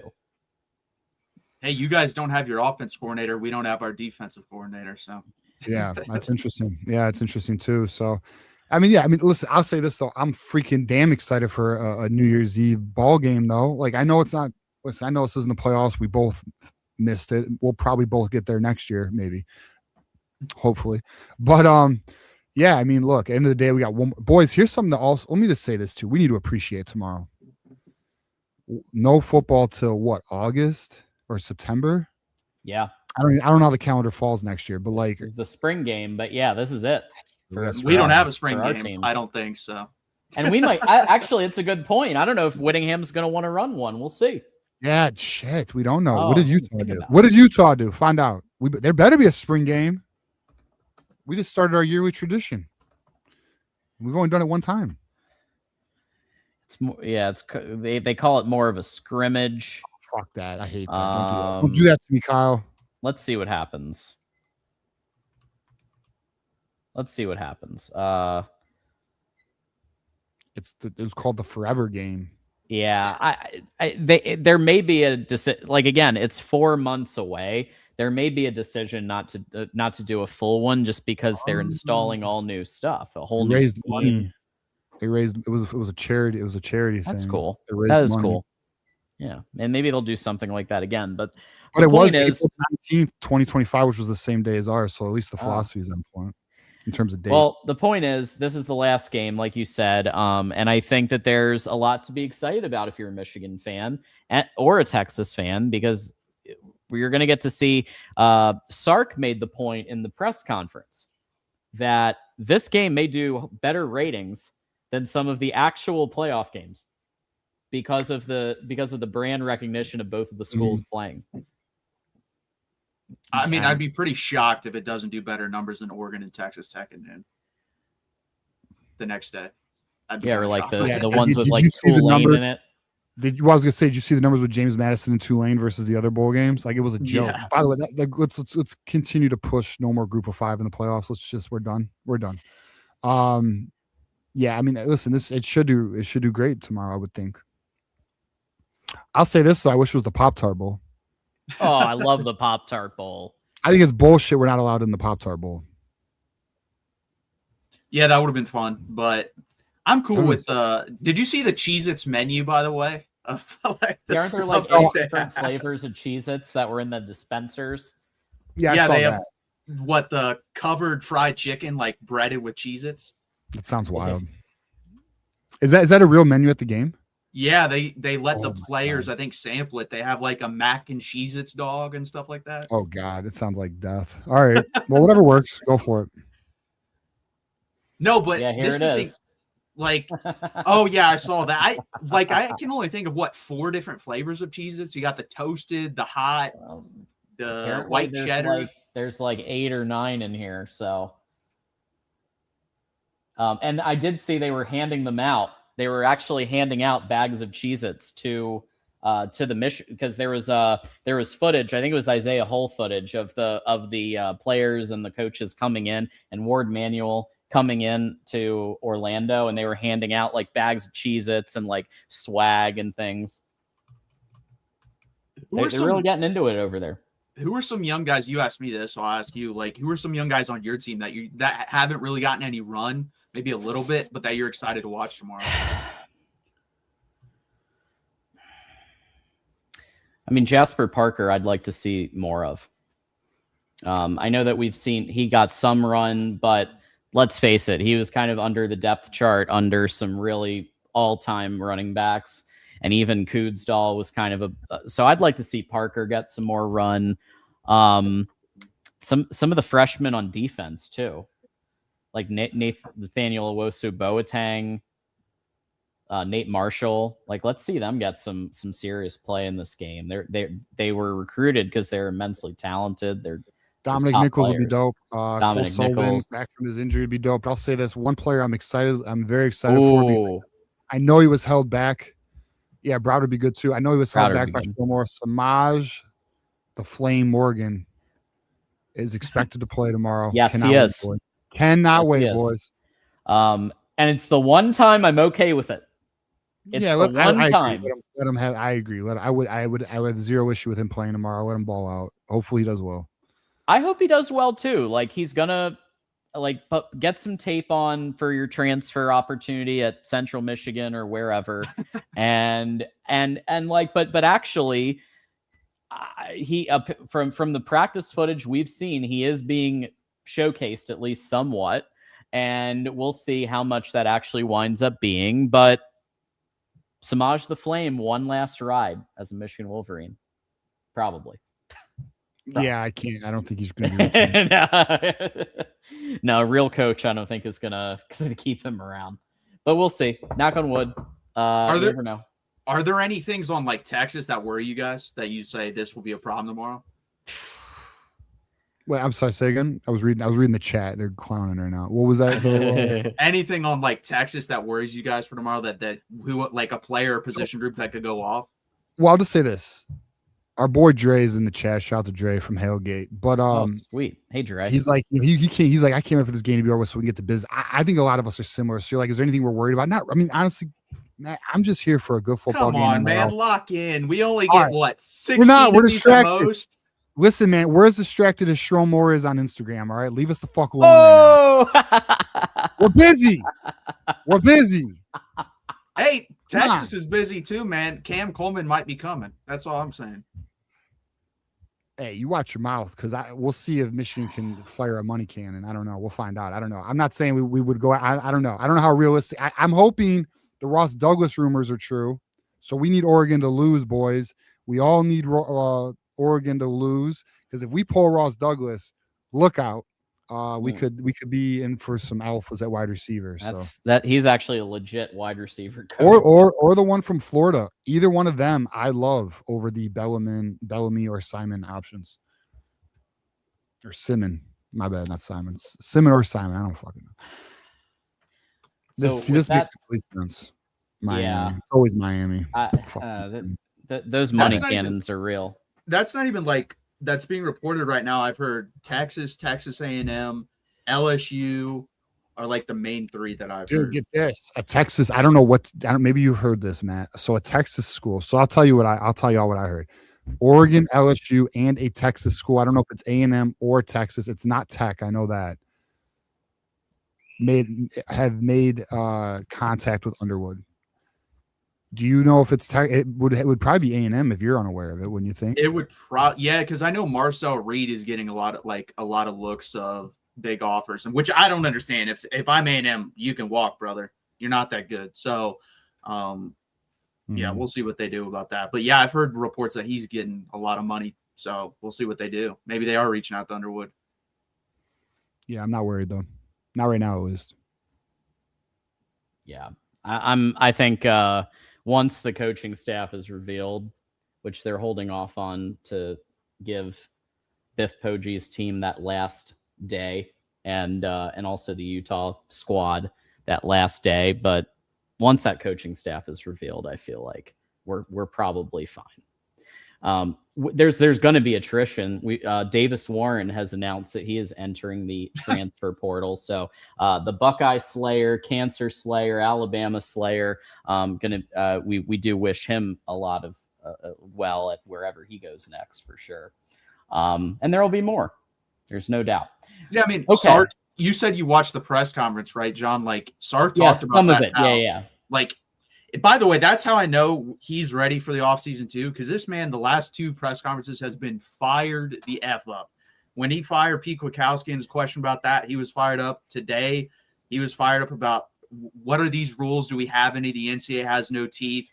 Your agent could be the guy sitting in the dorm next to you. Like, he was pissed. And I was like, okay, well, this offseason is going to be pretty intense then. Yeah. I remember. Yeah, Sark was talking about he might get it. He might get a text every day saying, "Hey, I'm getting offered this much at this school." He's like, "All right, well, if you actually get that, go have fun." Yeah. He said something like that. So yeah, the new era is everybody's dealing with it in their own way. So how about we go to predictions and keys to the game and score predictions. And as always, starting with the guest, what do you think the keys to the game need to be for Texas to pull this one out? Yeah, I think honestly, just keep Arch clean. If he's clean for the most part, like, it doesn't even have to be perfect. Like, I've seen the guy in muddied and muddled pockets. He's really good in moving and navigating the pocket. It just has to be, consistently somewhat clean, just a little clean. And I think Texas will win the football game. We just need to stop your guys' run game. Like, if you guys go off in the run game, then you can definitely win this football game. But if we can make Bryce Underwood throw it 25 plus times in this game, I feel pretty confident. So I'm going to take Texas 30-20. I just have more, less concerns with our offense in this game than your guys' offense. And I think our defense, honestly, with some of the guys, the young guys playing on the back end, will probably be just good, if not better, because a couple of the guys that are opting out, like I said, Jalen Gilbo's atrocious. I don't know why he's played as long as he did for Texas. I've been saying that for a while. I'm excited to see if they move Grayson Littleton, a guy that, you guys recruited heavily. Shut up. Don't mention his name on here. He's so good. But if he can slide out to the outside tomorrow, that's going to be interesting. Or if he'll stay in the nickel, I think in Will Muschamp's defense, he'll slide out to the outside. But we're not going to be running Will Muschamp's defense tomorrow. But I'm excited, and I think Tech's going to win the game 30-20. Boom. All right. Yeah, I mean, the keys to the game are going to be, we have got to get to Arch Manning, make him uncomfortable. I don't know how that's going to look considering our best defensive lineman sitting out. But I guess we'll find out if anyone steps up like they did last year against Alabama, because everyone looked elite last year. I don't know. They didn't show it this year though. But we got to get pressure on Arch Manning. Got to protect Bryce. That's just what it is. I mean, yes, Texas has lost their defensive coordinator, but their front seven does get after the quarterback. They do have ability. So we'll see, how that looks. And then I would say if we want to win, we must win the turnover battle. I mean, it just period. So, we got to get pressure. We got to, I guess it's trench play and turnovers, which, I mean, yeah, I know I'm a genius. It's essentially the foundation for most victories. But yeah, that's where I'm at. Although I will say my prediction, unfortunately, is 24 Texas, 17 Michigan. I'm fine with being wrong, want to be wrong, but I am, like most Michigan fans, ready for the coaching carousel to resolve itself in Michigan. Yeah. Again, like you said, trench play, I think it's going to be key for both teams. I just think that with all the uncertainty that these student athletes have been dealing with and everything that's been going on the Michigan side, right? This has been the most tumultuous 2 weeks. And I think that the things have eased a little bit because a head coach has been announced. Like, there wasn't even a head coach announced, a week or so ago, right? So this is at least there's that stabilize things a little bit. I do think it's going to be nice watching Michigan just go nuts, air it out, because literally nothing to lose, right? This game is pretty much like obviously the win or the loss would be nice to get to 10 wins, but no matter what, like, we're not in the playoff. We're not playing for anything other than a trophy of like oranges and Cheez-Its or whatever the fuck it is. I don't know. But I am going to go Texas 33, Michigan 18. I want to be proved wrong badly, but I can't in good conscience with everything going on, with everything in the program, pick Michigan to win this game. I hope that Michigan hears what I'm saying and those players hear what I'm saying. They get fired up and then they come out and they pull out the upset. We'll see what happens. No one thought we'd win the Ohio State game last year or the Alabama game last year. I mean, this is an opportunity to show that they can win despite their coach, right? I mean, they have a lot to prove. Here's the other thing too. There's a lot of kids on this roster who will need to put good film out there if they do enter the portal, right? And I don't mean like we're going to lose some major guys. I'm saying the guys that Whittingham feels like aren't fits, So listen, we'll find out how it goes. I mean, I'm excited. I'm excited for a game though. Now the game is at what time tomorrow? 3:00, right? Yeah, I think 3:30. So that means our post game show will probably be what 4:30. When's 4:30, right? So 7. Am I dumb? Damn it! You got to play the game. So we're actually going to do. So here's what's happening. 7:30. I'm going to be hosting a members only watch party during the Citrus Bowl for anyone who's leaders and best, those who stay, or Connor Stallions members. Everyone's invited. If you're not a member yet, now's the time to join. The link is pinned to the top of the chat because we had watch parties, very successful watch parties for Northwestern, for Ohio State, and we're doing it again for the Citrus Bowl. So come on by. We're going to have a great time. Maybe I'll go get some Cheez-Its. I got goldfish. If you don't get Cheez-Its, I'm going to be disappointed in you. You have to. All right. Yeah. I guess because if you don't, it's bad. It's bad. It's just bad juju, bro. Bad juju. Yeah. You guys got to remember too. You guys have never beaten us, so this has to mean something. It's like this would be a big. I mean, look, it's been Alabama that we've been beating in the SEC the last couple of years, so it would be nice to nice change of pace. But we'll see. I can't predict Michigan right now, but it is what it is. Matt, tell the people where they can find you, where they can find your work, what you got going on. Yeah, just find me at the Texas at the Voice of College Football channel.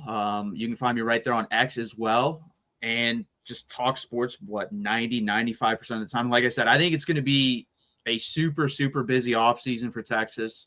I don't think the moves are done. I think we'll probably have one more coaching move at the end of this bowl game. We'll probably have one or two more guys declare for the draft. Maybe like if Cam Coleman comes to Texas, then you're probably going to get one or two more wide receivers moving as well. But I expect a very, very busy offseason for Texas. No one gives a shit because you're Texas. I'm just kidding. Yeah, good luck. I know we all have big off seasons ahead of us. Good luck in that. We'll see you. When do we play you next outside of this game? 2 years. So we play Ohio State next year, and then we play you the year after. Hey, how about this? How about you fucking beat Ohio State? I ask you all the time. It would be so cool. We'll see. I feel that game's going to be much higher scoring than the game this year. I'll tell you that much. I know that for sure. I think that's going to be a high scoring game next year. I don't know who's going to win, but it's going to be a high scoring game. I just need you to win a damn game, bro. I mean, just beat Ohio State for us. Like, we are tired of being the only ones who could beat Ohio State. Like, can somebody else do this shit? It's hard. It's hard to be the only one, bro. Indiana. You're not helping us either. You're not helping us. Because if other Signetti beat him. That's true. Thank you, Kurt. Thank you, Kurt. Your boy. Yeah. Thank you. At least somebody can. Not Tennessee, which, by the way, speaking of Tennessee, how embarrassing. Yeah. SEC ain't shit. Don't let no one fool you. I don't care about conference shit, so whatever way you want to go on that, I don't care. What's not even a shot at you? Actually, you know what? That's not even a shot. To be honest, though, I forgot that Texas was in the SEC for a minute. That wasn't even an intentional shot. But the point, the whole argument's terrible. Anyways. I want to ask you this real quick, though. So Bryce probably didn't meet your guys maybe did. I don't know. So let me ask that first. Did he meet your expectations, 1? And 2, if he didn't, and he doesn't play well in this bowl game, let's say hypothetically he plays bad tomorrow. Okay. Would you even be angry if he transferred? Fuck yeah. I don't know. Yes. Do not transfer. Absolutely 0. Do not transfer, Bryce. Even if you had a bad game tomorrow. Don't listen to Matt. Listen, did he meet our expectations? Can we be honest here? Many fans would say absolutely not. And I'll say this, he didn't meet my expectations either. But he had flashes. No, but let me tell you why though. Yeah, I got it. Yeah, the label was extreme. I get it. The best quarterback to come out since Trevor Lawrence. People wanted Trevor Lawrence. Like, there were a lot of fans. Listen, I wanted, we all know who I wanted to start game 1. Yep. Mikey Can't remember Keene. his fucking name right now. Mikey but, Keene. Yeah, Mikey Keene. And not because I think Mikey Keene's better than Bryce Underwood, because I thought the young player needed some time to develop and get his feet under him. But and what I mean by time, I mean by week 3, Underwood's then starting. But regardless, is what it is. It played out how it played out. I will say there was plenty of flashes this year, though, that showed Underwood being elite, being a Sunday quarterback. And he did play better in the beginning of the year versus the end of the year, but that's on, in my opinion, that's on the culture. That's on Sherrone Moore. Yeah. I think this is gonna be a big offseason for him. And I fully anticipate Michigan's going to give Bryce Underwood all the resources he needs to succeed, from quarterback development to weapons around him. So no, I do not want him to leave, because and here's the other reason too. I'm sure you saw how Dante Moore played this year, right? Yeah. Pretty good. Well, he played terrible his freshman year. Yeah, he was awful. Because it's tough for a true freshman to really find their balance, especially when you don't have the environment around you. And I mean, strong O-line play. We had 3 redshirt freshman offensive linemen starting this year. We had no tight end for the kid. So he had no safety valve. He had his wide receiver, his only wide receiver, dependable receiver, was a true freshman that we started playing week 4. Like, he just did not have. And then his very own office was being limited by the damn coach. So it just was not the best first year environment for the kid. No, I do not want him to transfer. I'm still a believer in Bryce Underwood. Yeah, I'm going to defend Bryce a little on the expectations thing. I think for the first 11 games overall, he hit expectations for somebody who just turned 18 years old. Okay. He had ups, he had downs, he had good games. The Maryland game was, in my opinion, one of his best games, but he followed it up with a game where he could, it was it was Davis Warren level bad. We know that. And so I think a lot of that is on the coaching. I think a lot, like you were saying, I think a lot of that is on waiting till week 4 to give him a real weapon. Samaj Morgan playing 10 games as a starting wide receiver. That's a joke, right? Bryce wasn't given the tools he needed. I think with all of that said, and with a head coach who was busy on OnlyFans half the time, he did pretty good for an 18-year-old. I understand that you haven't seen a freshman like me. That's all okay. Bluster from before he came here. He was the shit in high school. Hey, you ain't seen a sophomore like him. Tell you that. Well, by the way, I think under shirts. I think Matt, under Jay Beck, you're right. Yeah, and Matt, do you want Arch Manning to transfer? I know. I saw that question. So no, it was kind of the same thing of like, I agree with you. I was just asking the question about Bryce. Like, I agree. I'm just saying a shot. You're good. You just got to be a patient. That's the thing too. With like, everyone wants things instantly now, and that's just not how this works, and it's so annoying. Often. And that's the thing too, like Arch Manning he never said any of this. If you go and watch the interviews, he actually said the opposite. He's like, I haven't done shit, so I don't know why you're like doing this to me. I don't want this. That's literally what he said at SEC Media Day. I have proven nothing. Until I prove something, do not put these expectations on me. And the only difference between Bryce and Arch is Arch started out bad this year and then got progressively a lot better. Bryce, I kind of, like you said, kind of got worse throughout the year. He regressed. Yep. Yeah. So, but again, all that stuff around them too, like you can't, these guys don't come in and they're not saviors. If you're expecting that from an 18-year-old kid, your program is in a really bad shape. If you're like, here you go, have fun. You're 18 years old. You need to save us. That isn't going to work. The whole thing around them has to be good. So, yeah, 100% agree. And go ahead. I would say, especially a young quarterback, like you had, like, why was Trevor Lawrence able to succeed? Because that freaking team was loaded with a good coach. We didn't have a good coach, and our offense wasn't loaded. Like, so it's tough for a kid to transition well. So yeah, I think next year is gonna be. I'm very confident next year is gonna be far better for Underwood. Even though it's a harder schedule, I'm still confident. Now, granted, let me see the wide receivers we get. Let me see if we add a tight end. Running game will be fine. Offensive line will improve. I fully expect the offensive line to get better.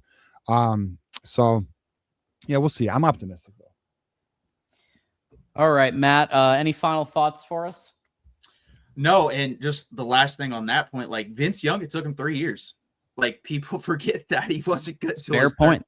So he started to pop off at the end of his second a little bit, but he didn't become Vince Young till his 3rd year. He really had. I'll be real. I don't even think I realized that. And I used to watch a lot of Texas.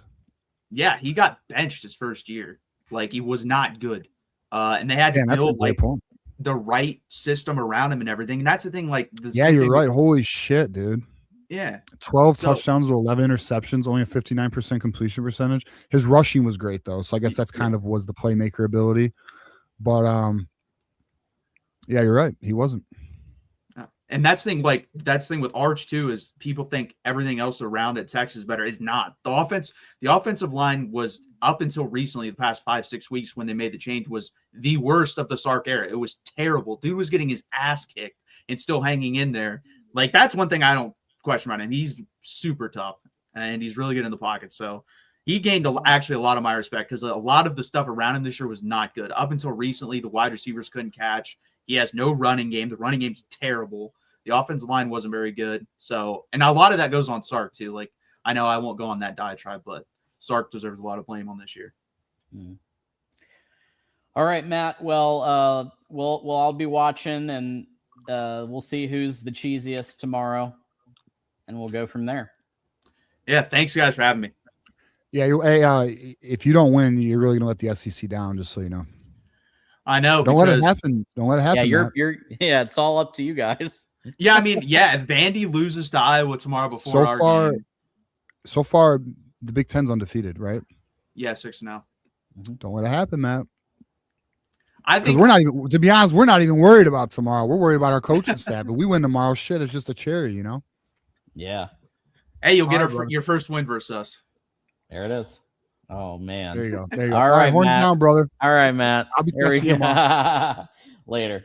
See ya. Okay.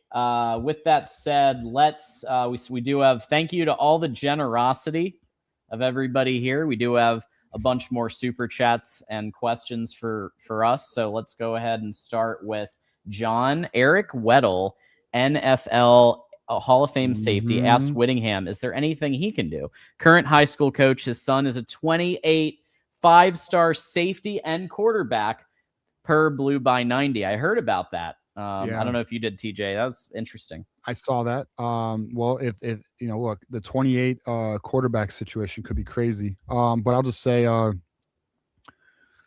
telling you, he's going for a title, and I don't think people are taking that serious enough right now. It's true.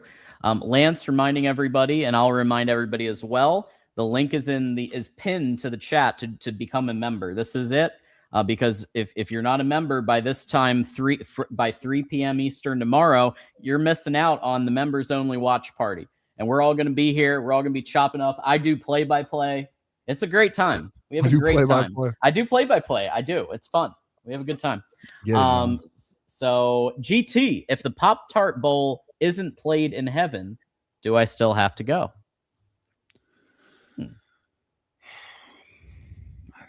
It's a tough question. I don't have those answers, GT.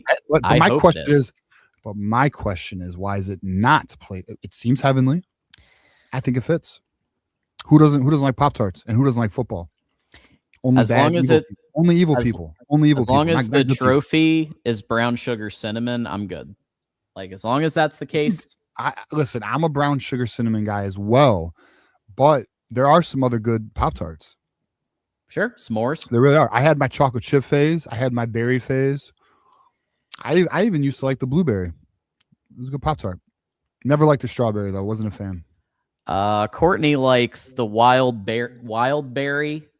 I want to say. Yeah, the wild berry. That's what I meant. That one's fire with the purple frosting with the little blue. with the purple frosting. Yeah, she loves that. Bro, I used to eat 2 of those every day after school. Hell yes. With a glass of milk.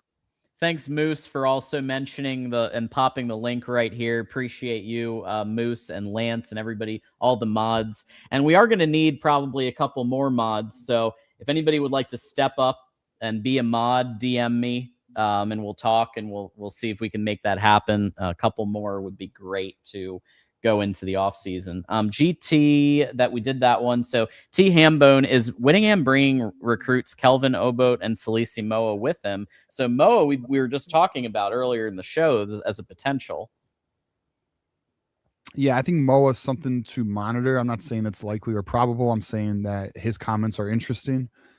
And then the Obot one is, here's the reality. Although the offensive coordinator and offensive line coach appear to be trending Michigan, apparently he's got a very, very healthy NIL deal that may make him hard to move.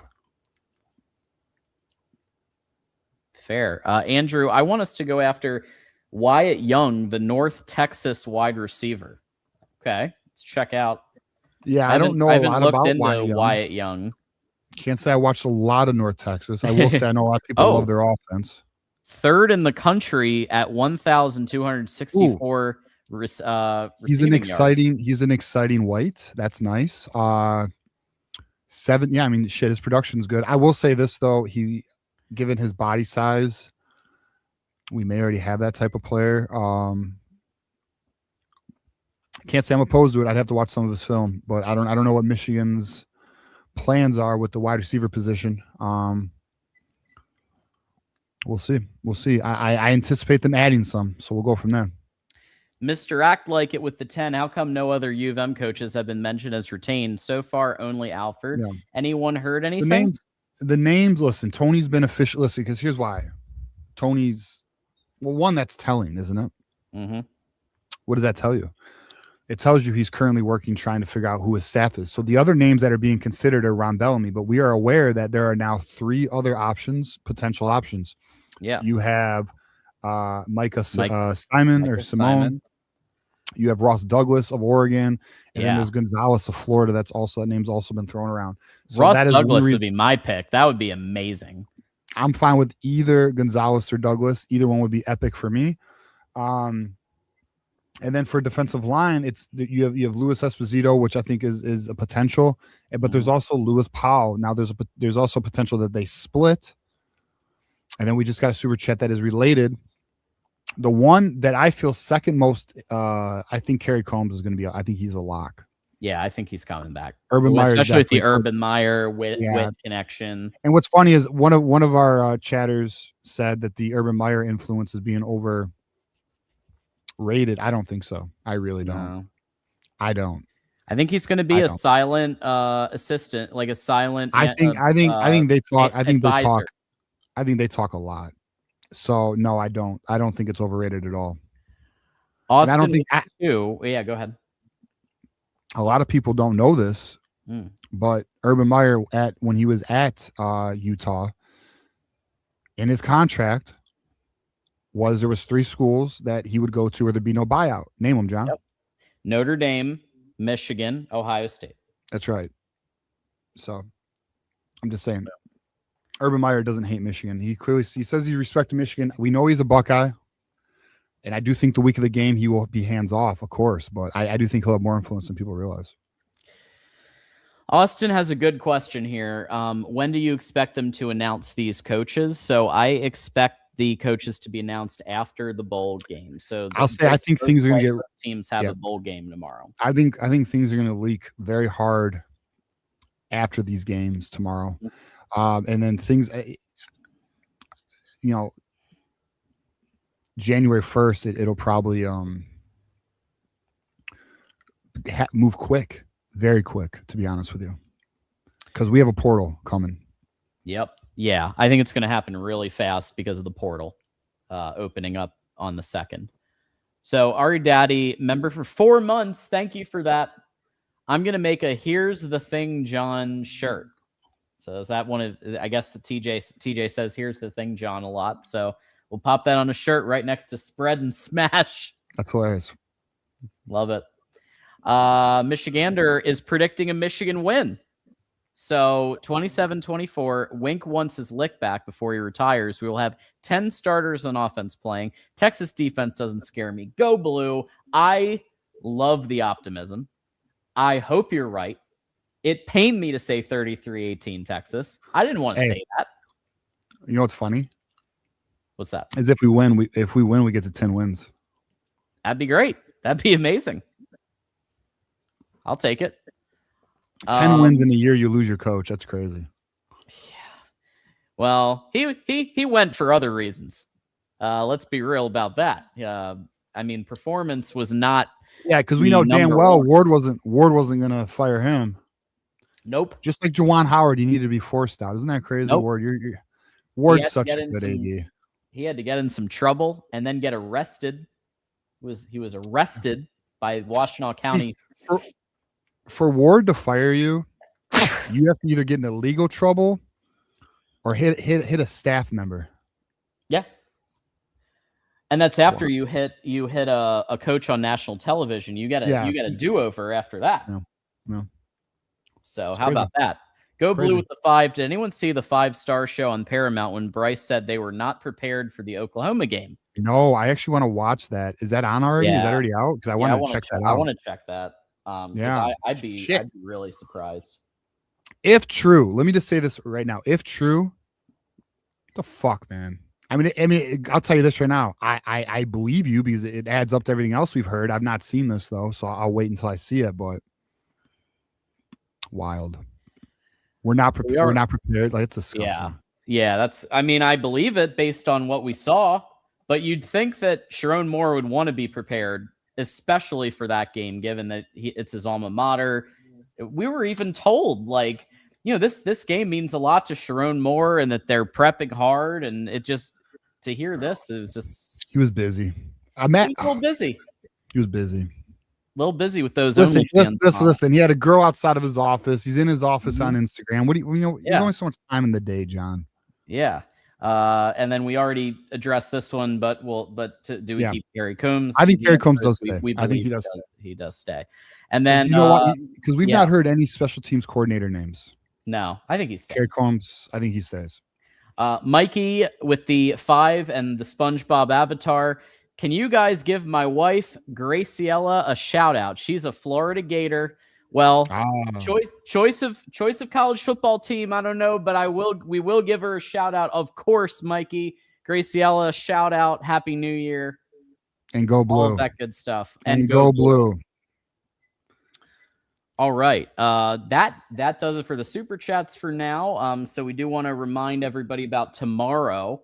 So tomorrow we do have multiple pieces of content for you guys. So we've got, if you're a member, and we have a record amount of members here at Michigan at the Voice of College Football, you all get access at any level. I don't care. I'm opening it up to leaders and best, those who stay, Connor Stallions. Everyone can watch with us for the watch party during the Citrus Bowl.